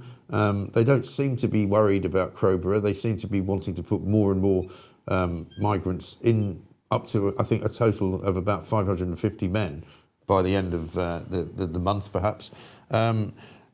Are there other places that are likely to kind of flare up in the next few weeks, do you think? I'm not necessarily sure on this. One thing in this, in terms of obviously where the locations actually have flared up before, is that they would be linked to incidents. Obviously Epping was kicked off by the sexual assault of a schoolgirl. There was a protest in Northampton, which I covered, which was the rape of a 12-year-old by 2 Afghans there. So usually the protests are almost directly linked to the levels of violence and criminality that we see from these people, which, as a sort of related aside to this, is one reason why the protests did slow down a little bit. In that, one, it's not protest season anymore. Generally, obviously, as it gets colder, wetter, darker, or had done as we got further into December. Then obviously it's much less pleasant to actually go outside in one of these things. But you can see that people still do. Obviously, in the cases that Crowborough, Epping still goes on every Sunday and so on. But the real reason is because actually, again, the migrants don't actually want to go outside. They want to stay inside where it's nice and cozy and warm.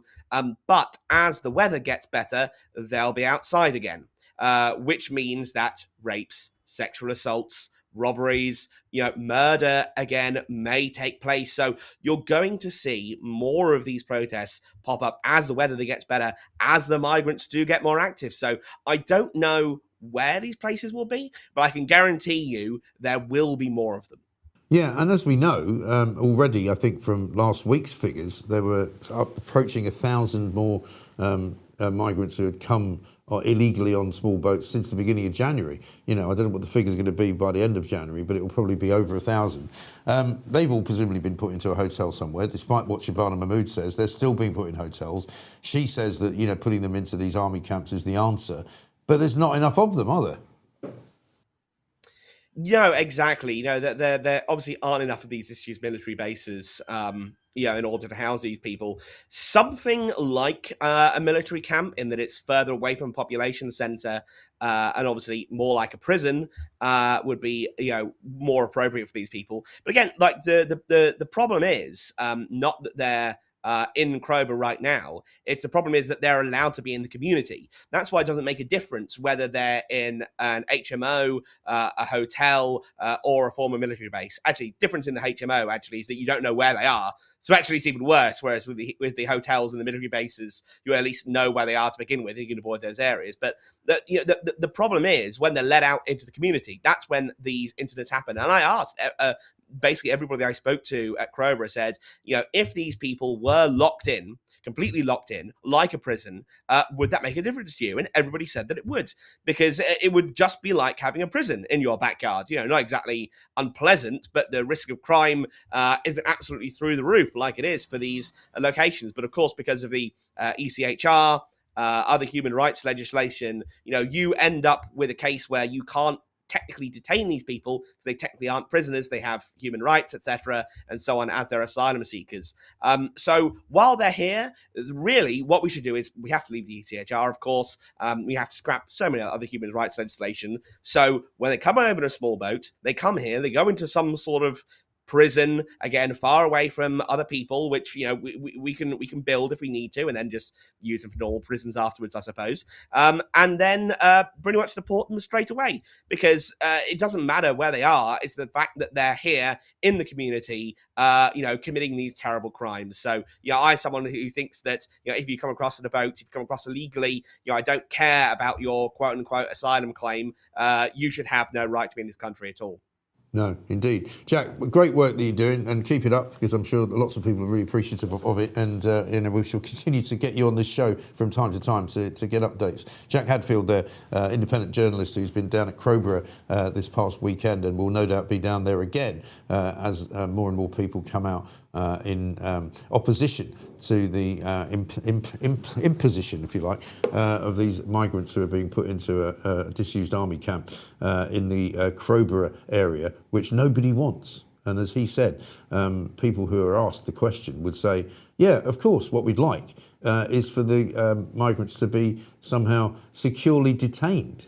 If you're going to put them in there, you know, they can't be allowed to wander about freely. That's simply not on. Nice super chat from LTL2405. Thank you very much indeed for that. Lots more of you have sent in some voice notes as well. We may try and play some of those out. The latest on the Name the Band of the centre right. We've got this latest update from Charlotte. Herman and the Herberts, 8%. I quite like that one, actually. Wet, 16%. 25% for the Planks. But the overall winner right now, with 50% of the vote, is the Bell Ends. Which is very nice. Thank you very much indeed. People were telling me there's a town apparently in Worcestershire called Bell End. I didn't know that. Jack is a great guest. Very interesting, says Salsa.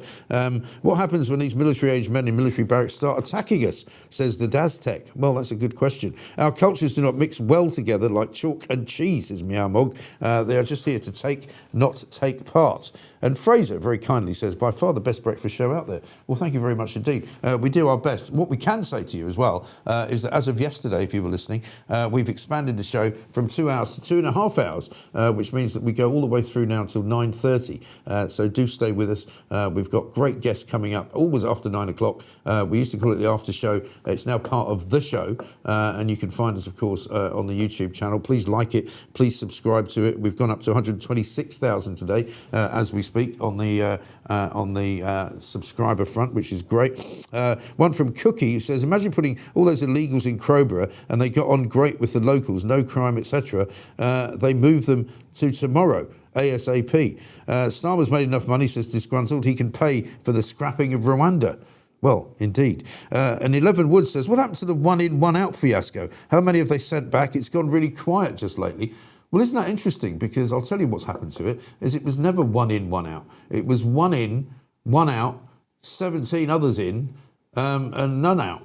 So, in fact, it was nothing to do with one in, one out. All we keep hearing from Shabana Mahmood is the same figure that they've given out for basically now a year and a half on how many people have been deported. They call it 50,000. It's not really, because they've only really deported a few thousand. All of them have gone home pretty much with money in their pockets, which we've given them, and they've gone home voluntarily. Phil says they are not asylum seekers, they are illegal migrants, illegal immigrants rather, and have committed a crime by trying to enter the United Kingdom. Yes. Hi, Mike, says John. Great that you've extended the show. Great guest. Best show ever. Common sense at last. Good for you, Jack, says Alan. I refuse to listen to anything about the Beckhams. It's just nonsense. Great work, Mike. We won't want to look at the front page of the Sun today. It says 1 week after Brooklyn's blast, the Beckhams step out in a show of solidarity. It is Clan United.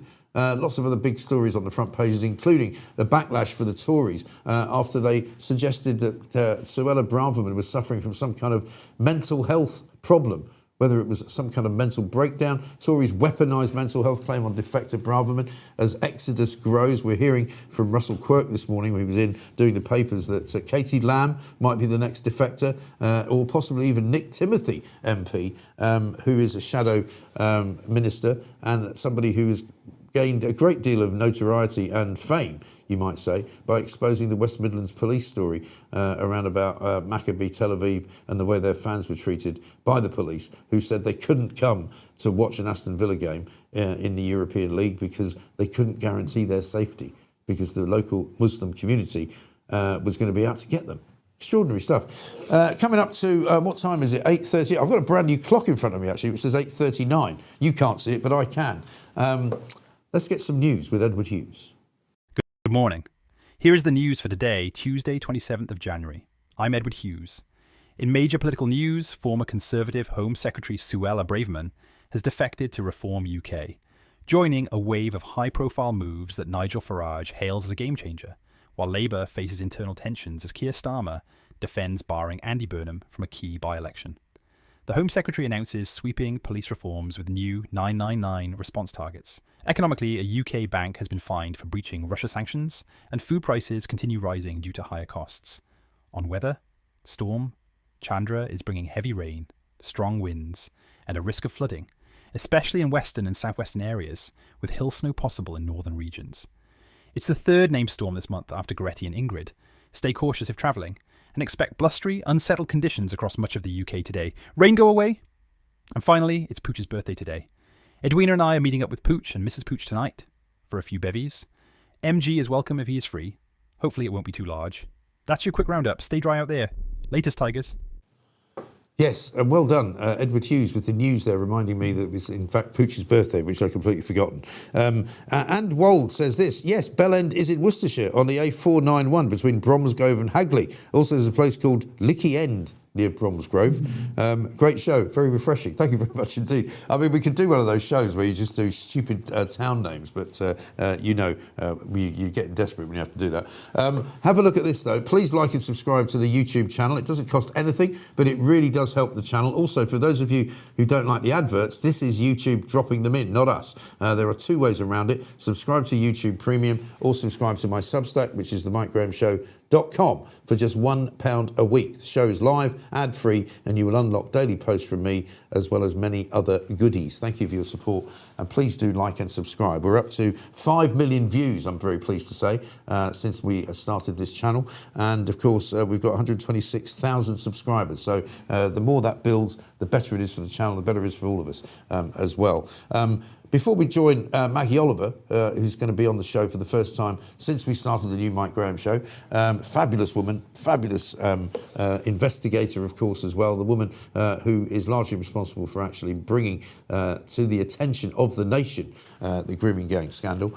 Before we do that, Plank of the Week is out there. If you haven't watched it yet, we film it every Thursday. It goes out every Friday at 7 p.m.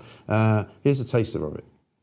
This is the thing. I mean, people expect me to be really horrible, and it turns out that I'm not, which is quite disappointing, actually. Yeah, it is. I expected you to be a twat. Try harder, please. I know. It's Would you mind? But I think the BBC is sort of being recognised and unveiled question. as beta. Well, I'm answering your question anyway, Lewis, so whether you like it or not. Okay. So I think they've been revealed as a proper state instrument in terms of the wokeness and agenda. And what's happened is the curtain's been pulled back, and everyone has recognised what they are. Yes, they do have some great product which they sell to various parts.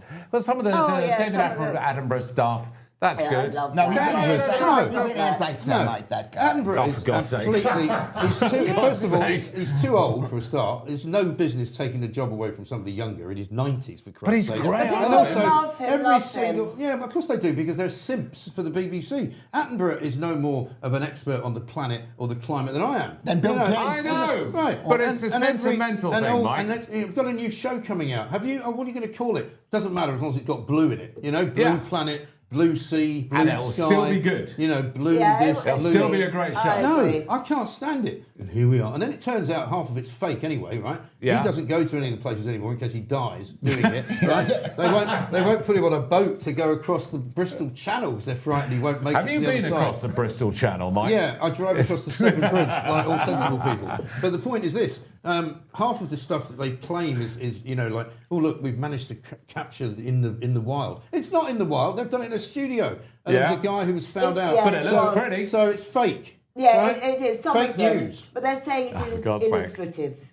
And illustrative. Yes, and it's that's a bit like educational. Oh, yeah, so that's it's a bit telling like, us about it's a bit what like, about animals. It's a bit like Would you splicing. not interrupt, Mike? Stop talking over me. Exactly. It's a bit like having two clips of Donald Trump and splicing them together and pretending that he said it all in one sentence. No, It's no, fake. it's not. It's fake it's news. Not. It's fake up. news. It's back up No. to the thing. No. So if you see like the way that the I can't believe you're defending praying mantra mates with praying whatever. mantra. Oh, I don't know. I have a praying mantra. I say it every morning. It's brilliant. Is that a weird type of yoga? No, sorry. Yeah. But I mean, it was a very noisy plank of the week this week. A lot of you said it was too noisy, but don't worry, we won't be doing that again. But listen, plank of the week again will be out, of course, on Friday, 7 p.m. Just book it down in your diary, but you can watch it any time, and you can watch it now, of course, as well. Lots of people are now sending in rude place names. I'm going to read some of them out later on, but not all of them. One in Leicestershire called Butthole Lane. Not sure about that. And I wish the plank team could stop shouting over each other. It hurts my ears, says Elaine. Yeah, no, we got that message. And I did. The thing is, you can tell people to stop doing something and they still keep doing it. But we will indeed try and fix that when we do Plank of the Week this week on Thursday as we record it, of course. Once again, many happy returns to Pooch. It's his birthday today. Ziggy's birthday tomorrow. We'll be celebrating that. Let's talk now, though, to some of my favourite people. Maggie Oliver, former Manchester Police detective, of course, a woman who has done more to highlight some of the terrible things that have been happening to young girls in the north of England in particular over the past 20 or so years. Maggie, very good morning to you. Welcome to the new Mike Graham Show. Good morning, Mike. It's lovely to be here and join you on your new adventure.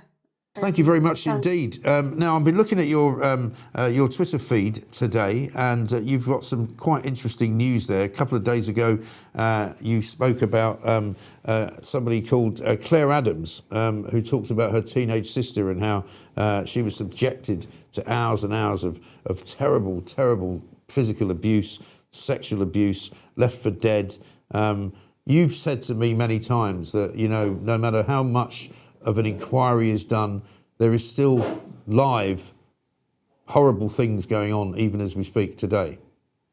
Yeah, there are, Mike. I mean, this hasn't gone away. You know, my work in my charity, the Maggie Oliver Foundation, we're supporting and advocating for victims and survivors, you know, as I speak. I think what I would say, you know, I mean, I'm known for having spoken about the grooming gang scandal where the establishment, I believe, were corrupt and knowingly and intentionally tried to conceal this particular kind of child abuse. But what I would say, and what my time in the foundation and in the police has shown me, is that, you know, many victims of all kinds of sexual violence and abuse are failed, and the trauma that that they live with for the rest of their lives doesn't go away.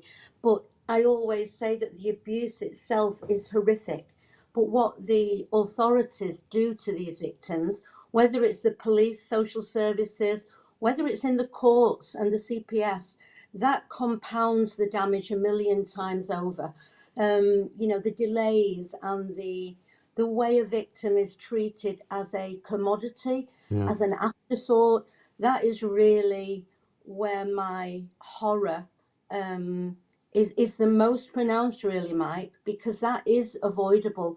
The abuse, you know, we will always have child abusers, but the way we treat them and care for them will impact massively on the rest of their lives. So, you know, that is a really important part of the message that I'm trying to deliver, and the changes that my foundation and I are trying to push through. And if it hasn't stopped, because you've said this to me many times, that you know, the circumstances that allow it to continue presumably haven't changed. I mean, you know, has anything changed since your start of your crusade, if you like?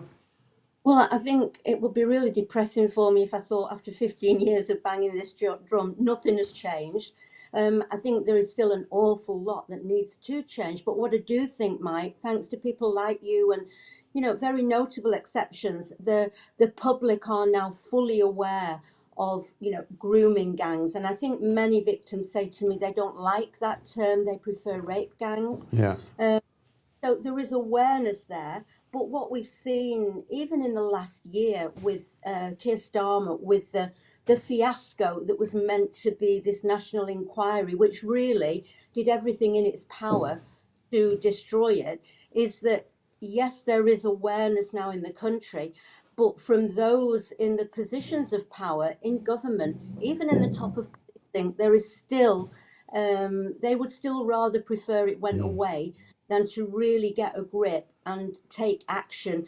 And I think what I would say, Mike, before I draw breath, is that, I talk on my Twitter a lot about the National Abuse Inquiry, the independent inquiry into child sexual abuse, which took 7 years, ICSA. It took 7 years, was led by Alexis Jay, over £200 million, hundreds, if not thousands, of victims of all kinds of abuse being told that if they shared their stories and experiences with this independent national statutory inquiry, that change would come. It was a once in a lifetime opportunity. Now, at the end of those 7 years, Mike, there were 20 recommendations made, and we still have to see any of those implemented. They are sitting on a shelf gathering dust. So my charity of taking the government to a judicial review in March to try to force them to implement the recommendations, which are just the start of the changes that we need. But, the question has to be asked when we're looking at this new inquiry, in inverted commas, if any government can ignore and fail to implement recommendations of a 7-year statutory inquiry, why would any other victims or survivors want to put their faith and hope and time into a new inquiry when the government can simply ignore those recommendations as well? So I think that this fight that we are undertaking, which is we've had to fund privately, which is shocking in itself, a little charity like mine, fighting this for victims and survivors all over the country that have been failed again. But it is a really important moment in this journey. So has there been change? We've got increased awareness. Do we need massive more changes? We absolutely do. Do I trust that those in power want those changes? No, I don't. Am I going to go away? No, I'm not. So I guess that answers a lot of those questions, Mike. Yeah, absolutely right. Because when you go looking back to last year, for a long time we had the Keir Starmer government and Jess Phillips and people like that who bang on about, the safety of women and girls all the time, saying, oh, we don't need a national inquiry because we already had the J inquiry, we already had those, measures implemented, and we already have been taking steps to do what she suggested and all of that. And then eventually another U-turn comes into place, and in June of last year they said we will have a national inquiry into it, and yet nothing's really happened, has it? Well, I think what happened last summer was I think the public and victims and survivors were horrified. My opinion, my personal opinion, is that they were trying to set one group of survivors against another group so that the whole thing fell apart and they didn't have an inquiry. That failed thanks to the bravery of 4 of the victims of grooming gangs who refused to have their voices silenced or to have terms of reference watered down. So we've now got a new panel that have led by Baroness Anne Longfield. I actually had a meeting with her a couple of weeks ago. So I have had a dialogue. Now, I don't know where this will lead to, but I have been asked to take a group of survivors from all over the country to meet her in the way that I did with Baroness Casey. That is an improvement on what happened last summer. But for me, the jury is always out. I hope for the best. I expect the worst. I don't really believe that the government want to open up this can of worms because of the racial dynamics, really, of the offenders who are predominantly Pakistani Muslim men, and the victims are predominantly vulnerable white children. That is still an uncomfortable truth in this kind of offending. But I do believe that we have to tackle it. The reason that it has become such a poison chalice is because it was, we talk about freedom of speech a lot, and I am a massive believer in freedom of speech, in opening up the conversations, however difficult they are. And this subject matter festered for many, many years because nobody was allowed to talk about it. And that's why we're in the position we are. So, I will fight with every breath in my body to give victims and survivors a platform to tell their stories, to be heard. And that will, I have no doubt that will bring change, because people power, Mike, is what changes things in the end. It just takes a lot of effort and many people joining the conversation, which I think is happening. Oh, I think so. And there's no question that this government will bow to pressure, because they've shown that they do. I mean, if it wasn't for the pressure from people like yourself, I don't think they would have even organised a national inquiry at all. And the fact that they at least have got a commitment to do that is absolutely right. Lots of really powerful, supportive messages coming in for you, Maggie. Maggie shouldn't have to fight like this. She shouldn't have to fight for justice, says Martin. But people very, very thankful that you are doing it. Let me ask you about Andy Burnham, because Andy Burnham, of course, very much in the news still this morning on the front pages, saying there's a rebellion growing against Keir Starmer. 50 Labour MPs have signed a letter protesting against his decision to block him from running in that by-election seat, which is now going to take place on the February the 26th, we believe, down there in Gorton. The problem is, a lot of people say Andy Burnham's got a lot of questions to answer about the grooming gang situation. What can you tell us about that?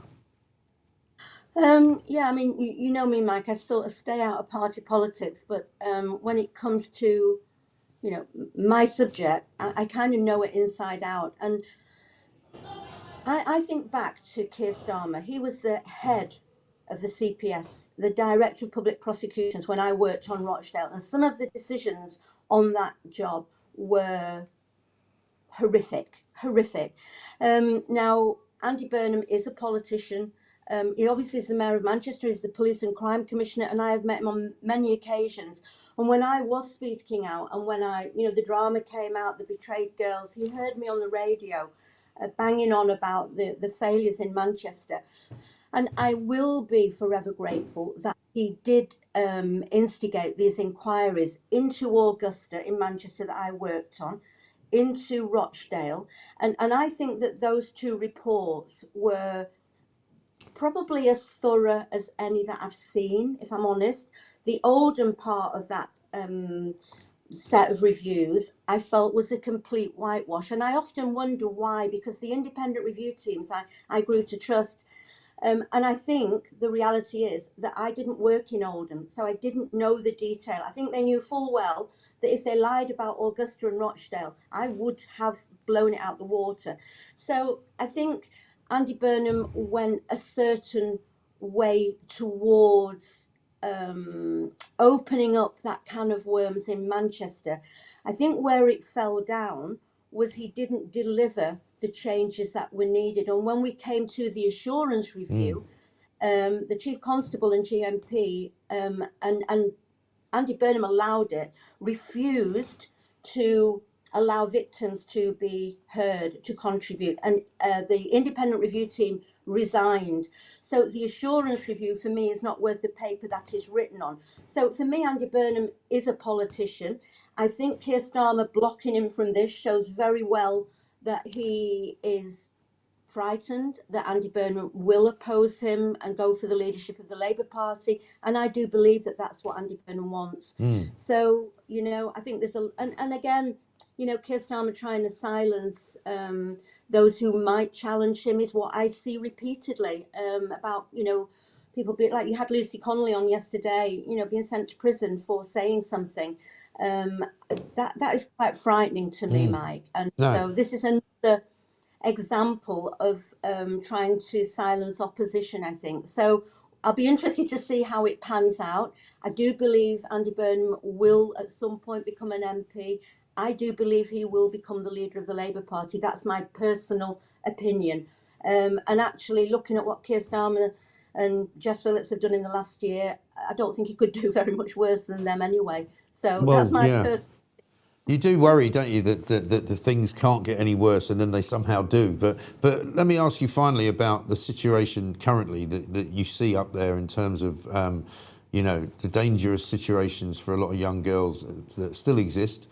the protections perhaps that still exist for some police officers, for some councillors, for people in authority who are doing this and continuing to do it, seemingly without anyone stopping them? I want to see chief constables, senior public officials in prison for gross neglect of duty. And I've got another project ongoing where I hope to be able to further that aim of mine. It might take a long time.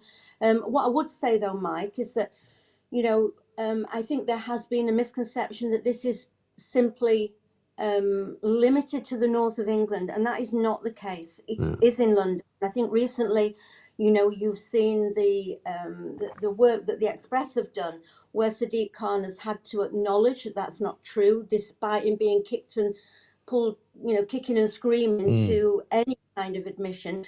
And the Met finally acknowledged that there was 9,000 cases that they were re-examining, and that's just a pipe dream. Where are they going to get the officers to re-examine? But I think that shows that there is a problem in the Met in London. We know about Oxford and Telford and various places throughout the country. So it isn't limited to the north.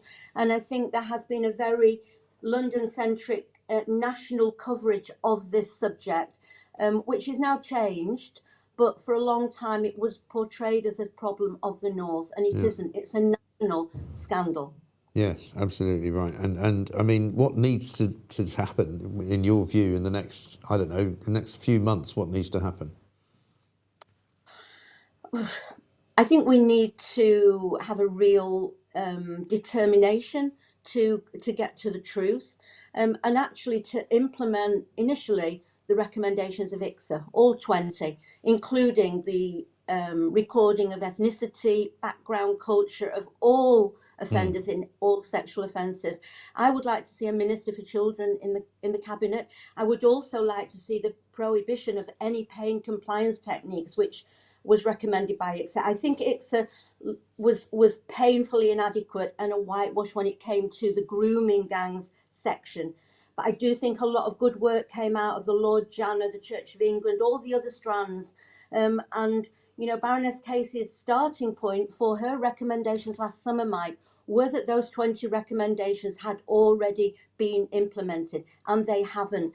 That's why we are taking the government to a judicial review, and the first hearing is on the 5th of March. So please, I'd ask you nearer the time if you could maybe cover that a little bit and go into detail around it so that we can get support behind it of victims throughout the country and raise awareness again. People power will bring the change, Mike. I really do believe that, and you keeping a spotlight on it is a really important part of that. Maggie, I'd be delighted. Well, we'll talk to you again, I'm sure, sooner to that date. Brilliant to see you as ever. Maggie Oliver there, fantastic woman, brave woman, has fought for years and years and years for justice for these young women who have been so terribly mistreated and in some cases injured, damaged for life, and in some cases even murdered as well. She believes that many senior police officers should be in prison as a result of what they did, and it's still happening. And as you heard her say, Sadiq Khan doesn't get away with it either. Lots of super chats coming in at the moment. Thanks to Maggie Oliver there. Coming up, we're going to speak to Neil Oliver. We're going to be speaking to him for the first time in ages, which I'm really looking forward to. Howard says this, these long-form interviews put the rest of the mainstream media broadcasters to shame. Brilliant channel, Mike. Robin says, like, subscribe and enjoy. That's always good if you can do that. That's really, really helpful for the channel. And Canastria says, so much makes my blood boil in the UK, but the treatment of the rape gang victims is criminal. We want jail time for people complicit in all of this. And it's very interesting, isn't it, that despite the noises coming out of Keir Starmer and the government about doing a national inquiry, which first of all they said they weren't going to do because it wasn't necessary. Now they say they are going to do. They still haven't done it. Still, we don't really know who's going to be running it. We don't really know when it's going to be reporting, and we don't really know what it is that the aim of it all is. Thank you, Maggie, says Bumblebee. What an incredible lady. Absolutely right. And one from Ornamental Owl, the NSPCC published a report in early 2019 saying there were 18,700 victims in 2018 alone, and that figure was up 3,500 on the figures for 2015.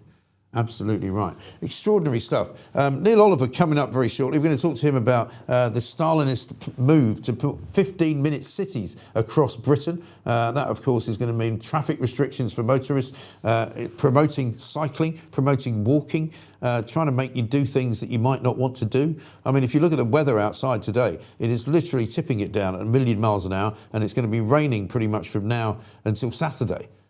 So good luck if you want to cycle anywhere, good luck if you want to walk anywhere. You better take a very, very good look at your umbrella collection and your raincoat, because it's not going to be very nice out there. Coming up though, first of all, before any of that, let's get some news with Edward Hughes. Good morning. Here is the news for today, Tuesday 27th of January. I'm Edward Hughes. In major political news, former Conservative Home Secretary Suella Braverman has defected to Reform UK, joining a wave of high-profile moves that Nigel Farage hails as a game-changer, while Labour faces internal tensions as Keir Starmer defends barring Andy Burnham from a key by-election. The Home Secretary announces sweeping police reforms with new 999 response targets. Economically, a UK bank has been fined for breaching Russia sanctions, and food prices continue rising due to higher costs. On weather, Storm Chandra is bringing heavy rain, strong winds, and a risk of flooding, especially in western and southwestern areas, with hill snow possible in northern regions. It's the third named storm this month after Goretti and Ingrid. Stay cautious if travelling, and expect blustery, unsettled conditions across much of the UK today. Rain go away? And finally, it's Pooch's birthday today. Edwina and I are meeting up with Pooch and Mrs. Pooch tonight for a few bevies. MG is welcome if he is free. Hopefully it won't be too large. That's your quick roundup. Stay dry out there. Latest, Tigers. Thank you very much indeed. Edward Hughes there with the news. He's behaving himself quite well. We better be careful if he goes out with Pooch tonight. Pooch's birthday. Many happy returns, Pooch. You got lots and lots of good wishes coming in through the old channel of YouTube and on the super chats. Facial recognition and more ANPR cameras to control movement around forthcoming Soviet-style 15-minute cities, says Gilly Span. Chilling, Orwellian times, I should say. Absolutely right. The trouble with this government, right, is that they are more and more becoming dictatorial. You know, first of all, they decided 4.5 million people don't deserve to have a vote in the local elections in May. Then they decided Andy Burnham didn't deserve to have a chance to run as an MP, so they banned him from doing that. Now they want to ban you from driving your car from point A to point B. They're now talking about facial recognition in every single city in the country in order to catch a load of criminals that they haven't got any space to lock up at all. They're talking about changing the way that the police operate. They're going to have more AI. They're going to have more officers and less managers, so they say. But what is really going on out there? I'm going to introduce you to a man who needs no introduction. He is, of course, the one and only Neil Oliver, a man that I became, I would say, familiar with during those dark days of COVID, Neil. Thank goodness. It's great to see you, first of all. Welcome back to the Mike Graham Show, is all I can say. It's good to see you, Mike. Yeah, it's years, isn't it? I can't honestly remember, the last time we spoke together. Right.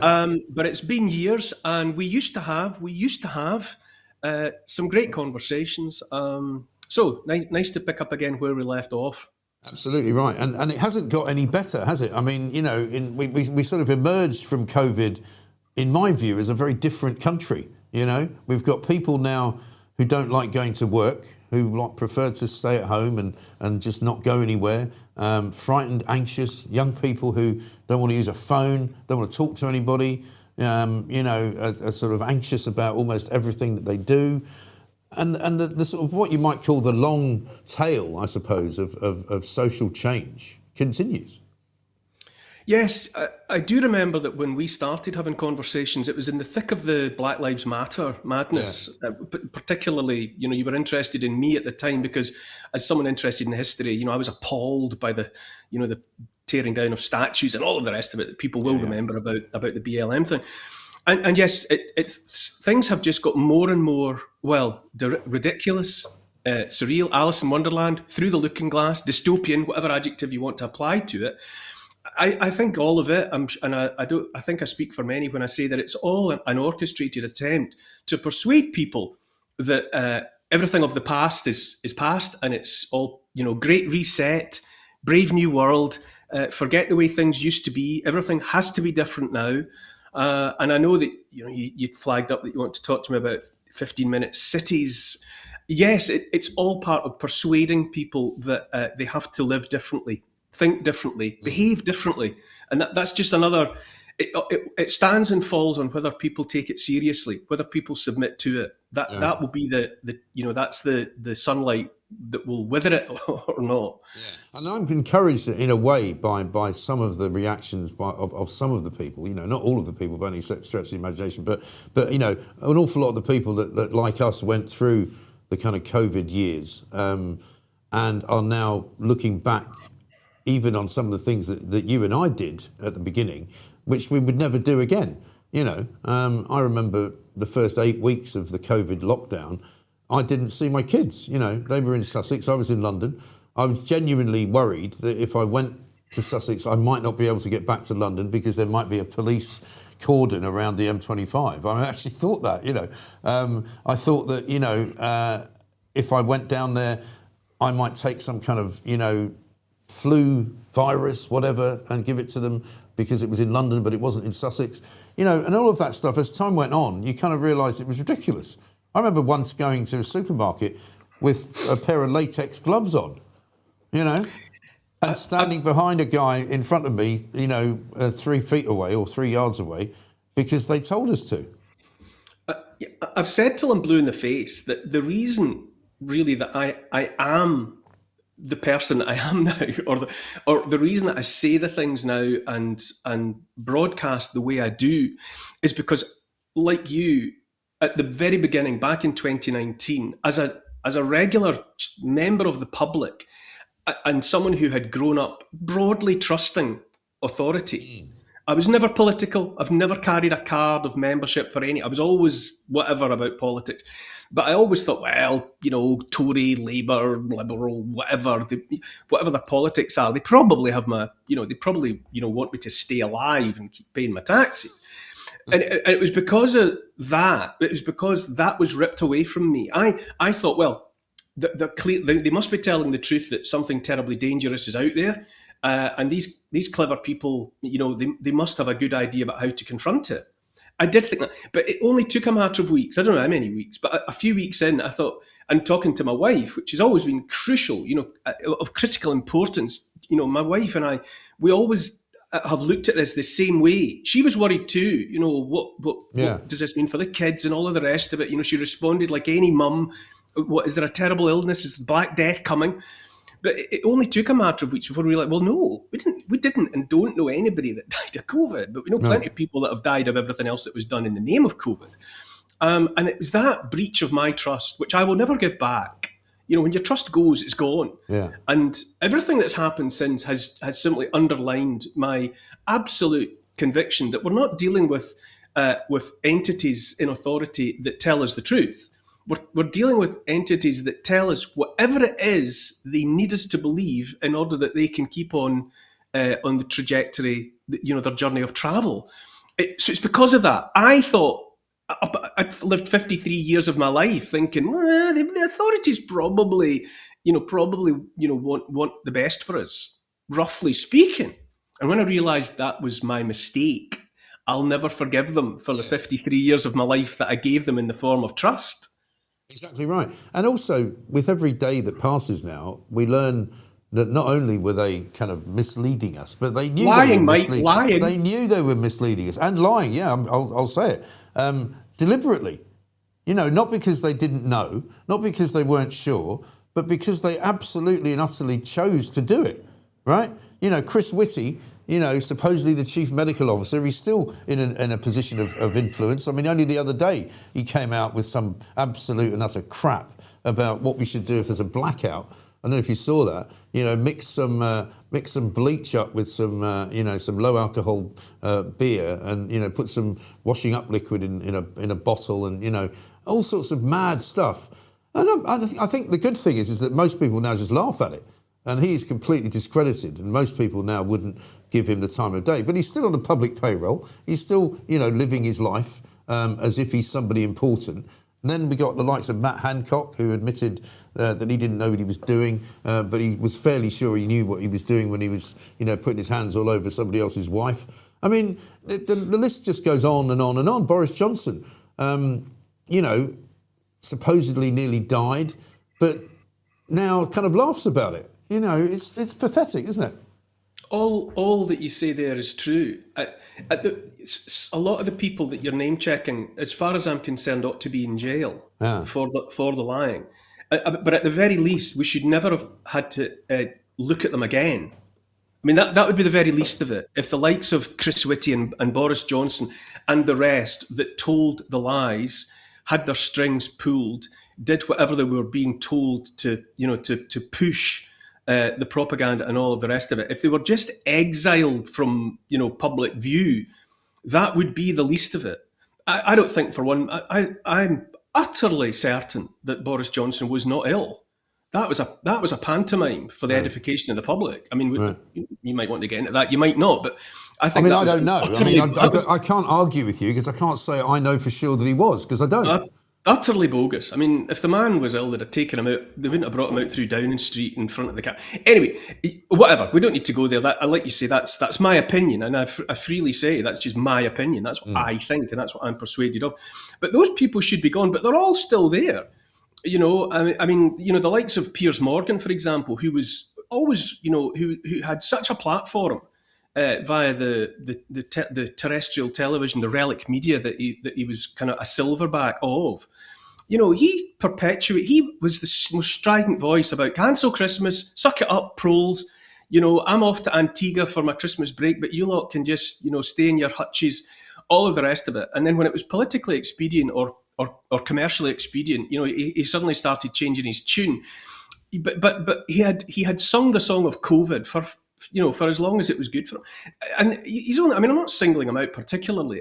All the names that you mentioned and a slew of other influencers, let's say. That's a popular word, isn't it? Influencers. Well, these people had influence. And across the board, I mean, I can't watch, there's movies I can't watch anymore. I certainly don't watch, whatever, the traditional media anymore, because all of those people had a platform. They had a far louder voice than mine, and they sang the song of COVID.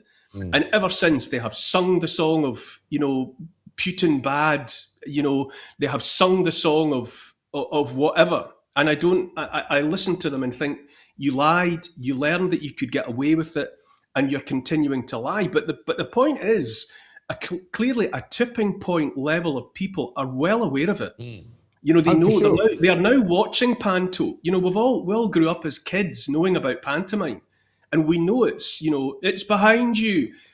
We've seen that, but nobody. I don't think there's a significant tipping point number of people who don't and never will again take these people seriously. They're just howling into the wind. Yeah, but also, is it not what's been clear since those days as well, that there are kind of people in what you might call the establishment, and that would include people in the media, that would include politicians, that would include judges, and they've all got this kind of groupthink. We used to talk about groupthink all the time.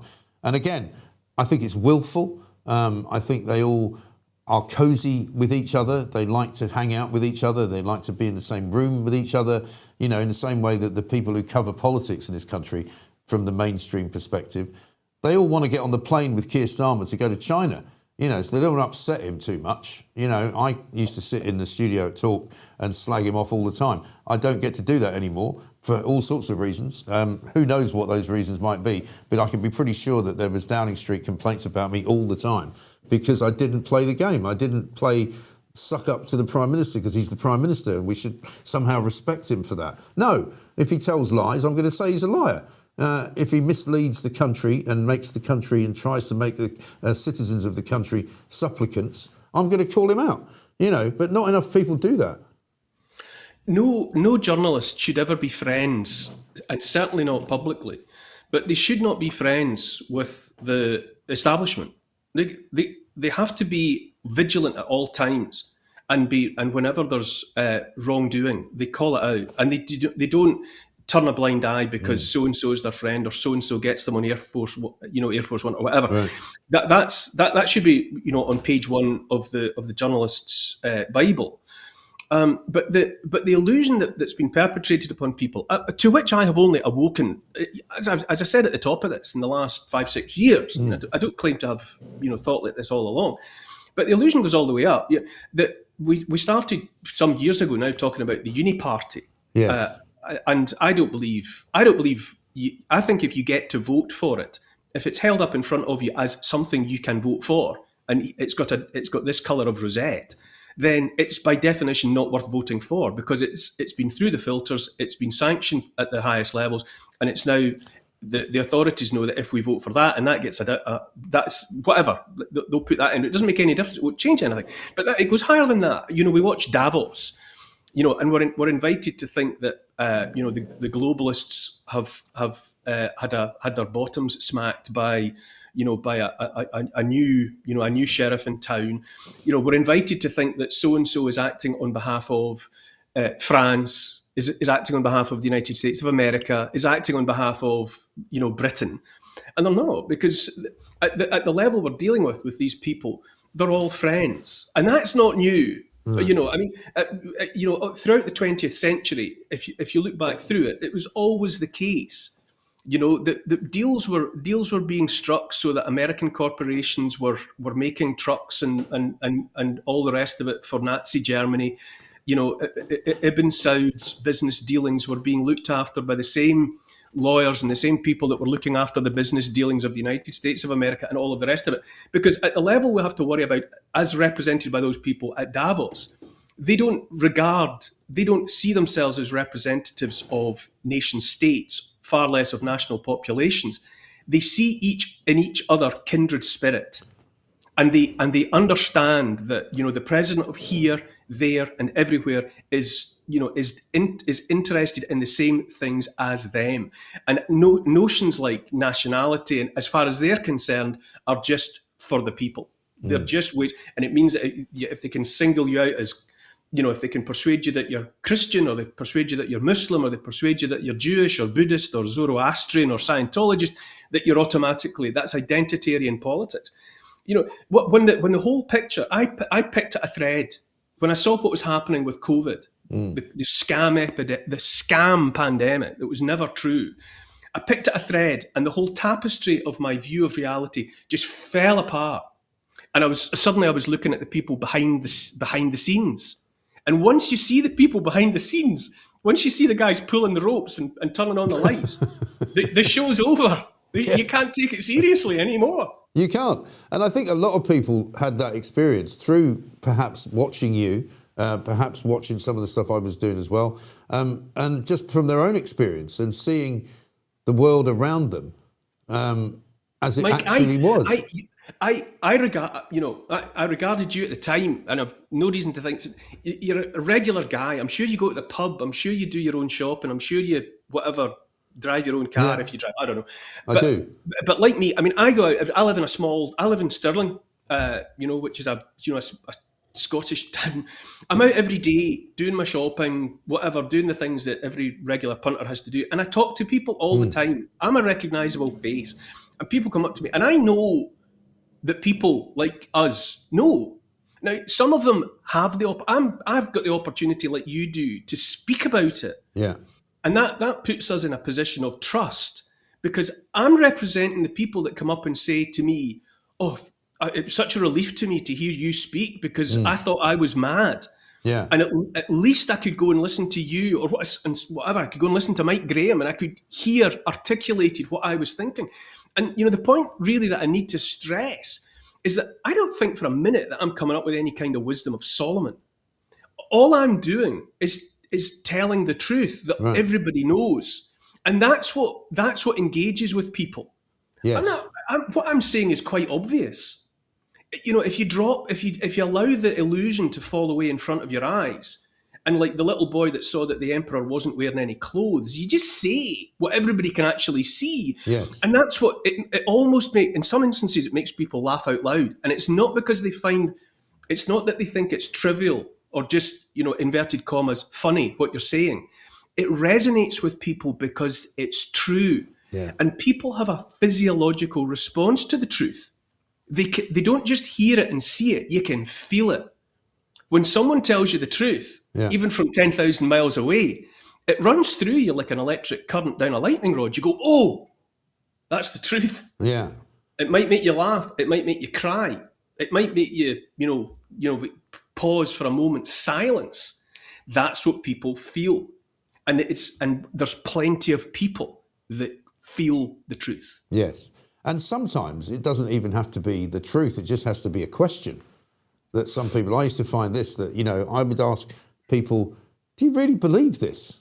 I mean, from what they're telling us, do you really think that's possible? Do you really think, for example, that if you walk into a pub and you sit down, you can take off a mask, which will make you safer than when you stand up and you have to put it on?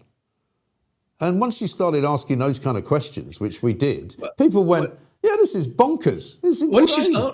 Once you start, mate, I mean, the whole Scotch egg drama was one thing, but when you start looking into it, way back in at the war in Iraq, the weapons of mass destruction, Tony Blair and George W. Bush praying together and all of the rest of it, and the big word that we learned, after 9/11, which was a false flag, was Al Qaeda. Al Qaeda did this.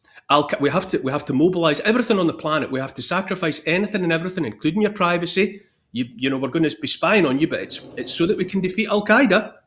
Al Qaeda. Now, 20 years on, the President of the United States of America is hosting in the White House and laughing and joking with Giuliani, who's the new president of Syria, who is a head-chopping, throat-cutting Al Qaeda leader. Yes. Al Qaeda are now cool.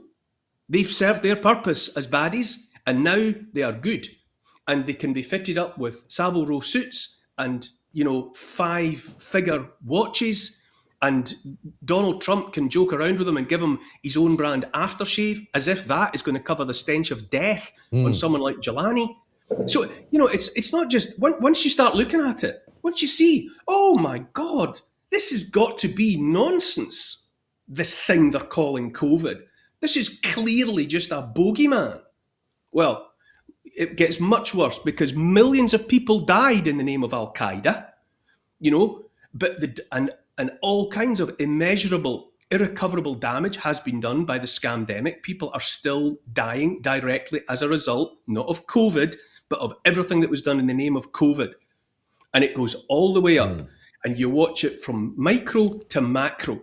Everything that's happening is choreographed out of the same playbook. And if you can watch it in relation to COVID, you just watch it in relation to everything else. All the lockstep activity. One of the glaring signs is that Davos, right, which I have been watching, because I think there's something different has happened in Davos, and it's because the masks are off. Even they are not performing properly at the moment, because all you're seeing now is a supermarket sweep in advance of the financial disaster that they know is inevitable and which even they have lost control of. And so you're seeing the powerful at the moment carving up the world like a pizza. Russia's going to have a bit, China's going to have a bit, and the United States of America are going to have a bit. And they're not even pretending that they're doing otherwise. Not only are people like, Mark Carney, so-called Prime Minister of Canada, you're getting up on his hind legs to deliver a speech, whoever wrote it, that says that, we all knew that the rules-based order in international law, we always knew that was a fiction, but we were getting what we wanted from it, so we went along with it. We went along with it on its coattails. Yeah. So I love this phrase as well, this new phrase, rules-based order, which I keep hearing all the time. I mean, what other kind of order is there? But significantly, some of the silverbacks, some of the opinion formers out there are already saying the same. They're already saying, to be honest, it was always a fiction. We always knew. Oh, was it really? So what you're saying is that the leaders were lying, the so-called leaders, and you too, in perpetuating this notion that we were all subject to international law and rules-based order, and that that was the foundation of our life. You're saying that you knew all along that was lies, and they can't be. But they've been called out on it. What's his name? Larry Fink, CEO of BlackRock. Yeah. Why he said it in public, I don't know. You can play 5D chess with what he's thinking might have been, but he has said out loud that the people don't trust the elite. so-called elite. But you know who I mean, because that's the word that they like to use to describe themselves. But even the king of the transnational corporations is saying, well, we're going to have to watch because the proles have spotted what we're about and they don't actually like it. It's because there's a scramble going on. And if it looks confusing at the moment, everyone, because crucially, most people look to these opinion formers, these silverbacks, to tell them, to interpret for them, to act as their interlocutors between what's happening at Davos or what's happening in the White House. Well, let's listen to so-and-so. I trust him. He'll make sense of it. Nobody's making sense of it for a very simple reason. There is no sense to make. No. Because they are making it up as they go along at the moment. And in some levels, in a black comedy sort of a way, it's a joy to watch. Because these people, apart from anything else, hold themselves in the highest possible regard. Along with much else, they want to be taken seriously, even worshipped. They want to be seen as the elite. And what's happening now is that too many people have seen them, as it were, on the toilet with their trousers and pants round their ankles, scrabbling about between the partitions, trying to get toilet paper from one another. Yeah. And they are embarrassed and humiliated by the way in which they have been exposed, but they have exposed themselves. Now, we can watch with bated breath to see how they try and regain some kind of credibility. But I would say that for too many people, it's never going to be the majority. It's never going to be 51%, but it doesn't need to be. For that significant, stubborn group that tip things by their determination to not be fooled, well, that we're looking at that number in the rearview mirror. We certainly are. Listen, we're going to have to do this a lot, Neil, because you just literally opened up another can of worms for me to discuss. Worms all the way down, Mike. We've literally just touched the surface, and it's taken about 25 minutes. But this is brilliant to see you. Couple of questions for you. How are the dogs? My dog Ziggy is going to turn 12 tomorrow. I think part of our journey together was you getting a wolfhound puppy and watching it grow to the size of a house. And that's it. Well, we got first of all, the week we moved into my house here, which is 9 years ago now. We got Gracie, who was our big old girl, and she grew from puppy up. Well, we lost her early part of last year. Oh, I'm sorry. The big dogs, they don't tend to live as long as the little guys and girls. So we did quite well with her. We got her all the way to 9, and then she succumbed to infinity, and we still have we still call her our pup Jessie, who's 5 now, and she's still as mad as a cut snake. She's crazy. Crazy's difficult when they weigh 65 kilograms, but there you go. If you're going to keep a bear, keep a grizzly. Definitely. Well, it's brilliant to talk to you, brilliant to see you, and great to see you looking so well. And we'll do this a lot, I think, because there's much to discuss. As you say, there is a black comedy to it, which I quite enjoy, but there is also an undercurrent of kind of madness and tension, and people, more and more people that I talk to every day say, what's going on? Where's it all going to end? I mean, nobody knows, but let's keep it real. Anyway, listen, Neil Oliver, brilliant. Thank you so much for joining us. Have a great day. We'll see you again very soon. And of course, we'll be back very shortly with you tomorrow morning, 7 a.m. A couple of shall we do a couple of quick super chats? There was one just there a minute ago. Never forget Susan Michie, member of SAGE, and of course somebody who was not only a lifelong member of the British Communist Party, but also was in receipt of a load of money from the Welcome Group, and that was something that came out shortly, just a few weeks ago. Many of the people involved in all of the COVID lockdown recommendations and the behavioural science and telling you what you should be doing were all in the pay of a huge, what's called a charitable organisation, but a pharmaceutical organisation called the Welcome Group. The result of the poll, which we just saw there, name of the band of the Prosper Group, Live Long and Prosper, Pooch's birthday, he showed us how he could do it. You've got to do that, basically. There we are. The final tally is this. Herman and the Herberts, 9%. We've got the Wet crowd, 15%. The Planks, 25%. But the winners, the bell ends, 51%. And that is, of course, the so-called centrist right people. David Gauke, Ruth Davidson, Andy Street, and a whole collection of other people, Amber Rudd, and, of course, who can forget Gary Barlow's brother, who's standing there as part of the group as well. Breaking news, by the way, coming up at 2 o'clock this afternoon. This is news from Russell Quirk, our man with his finger on the pulse. Reform UK will announce its Gorton and Denton by-election candidate today at 2 p.m. So we might bring you a little bit of that on our Twitter feeds as well. This is, of course, the Mike Graham Show. Thank you so much indeed for watching this morning. It's been real. It's been brilliant. Your messages have been terrific. So I thank you all. Happy birthday to Pooch. We'll be celebrating that a little bit later on. Lots more to come tomorrow with another great guest list. I've got Liz Truss coming in, the former Prime Minister of the United Kingdom of Great Britain and Northern Ireland. And don't forget, no matter how much you see out there, plankery, just don't be a plank. Why don't you relax and be a bit more MG? That would be a triumph.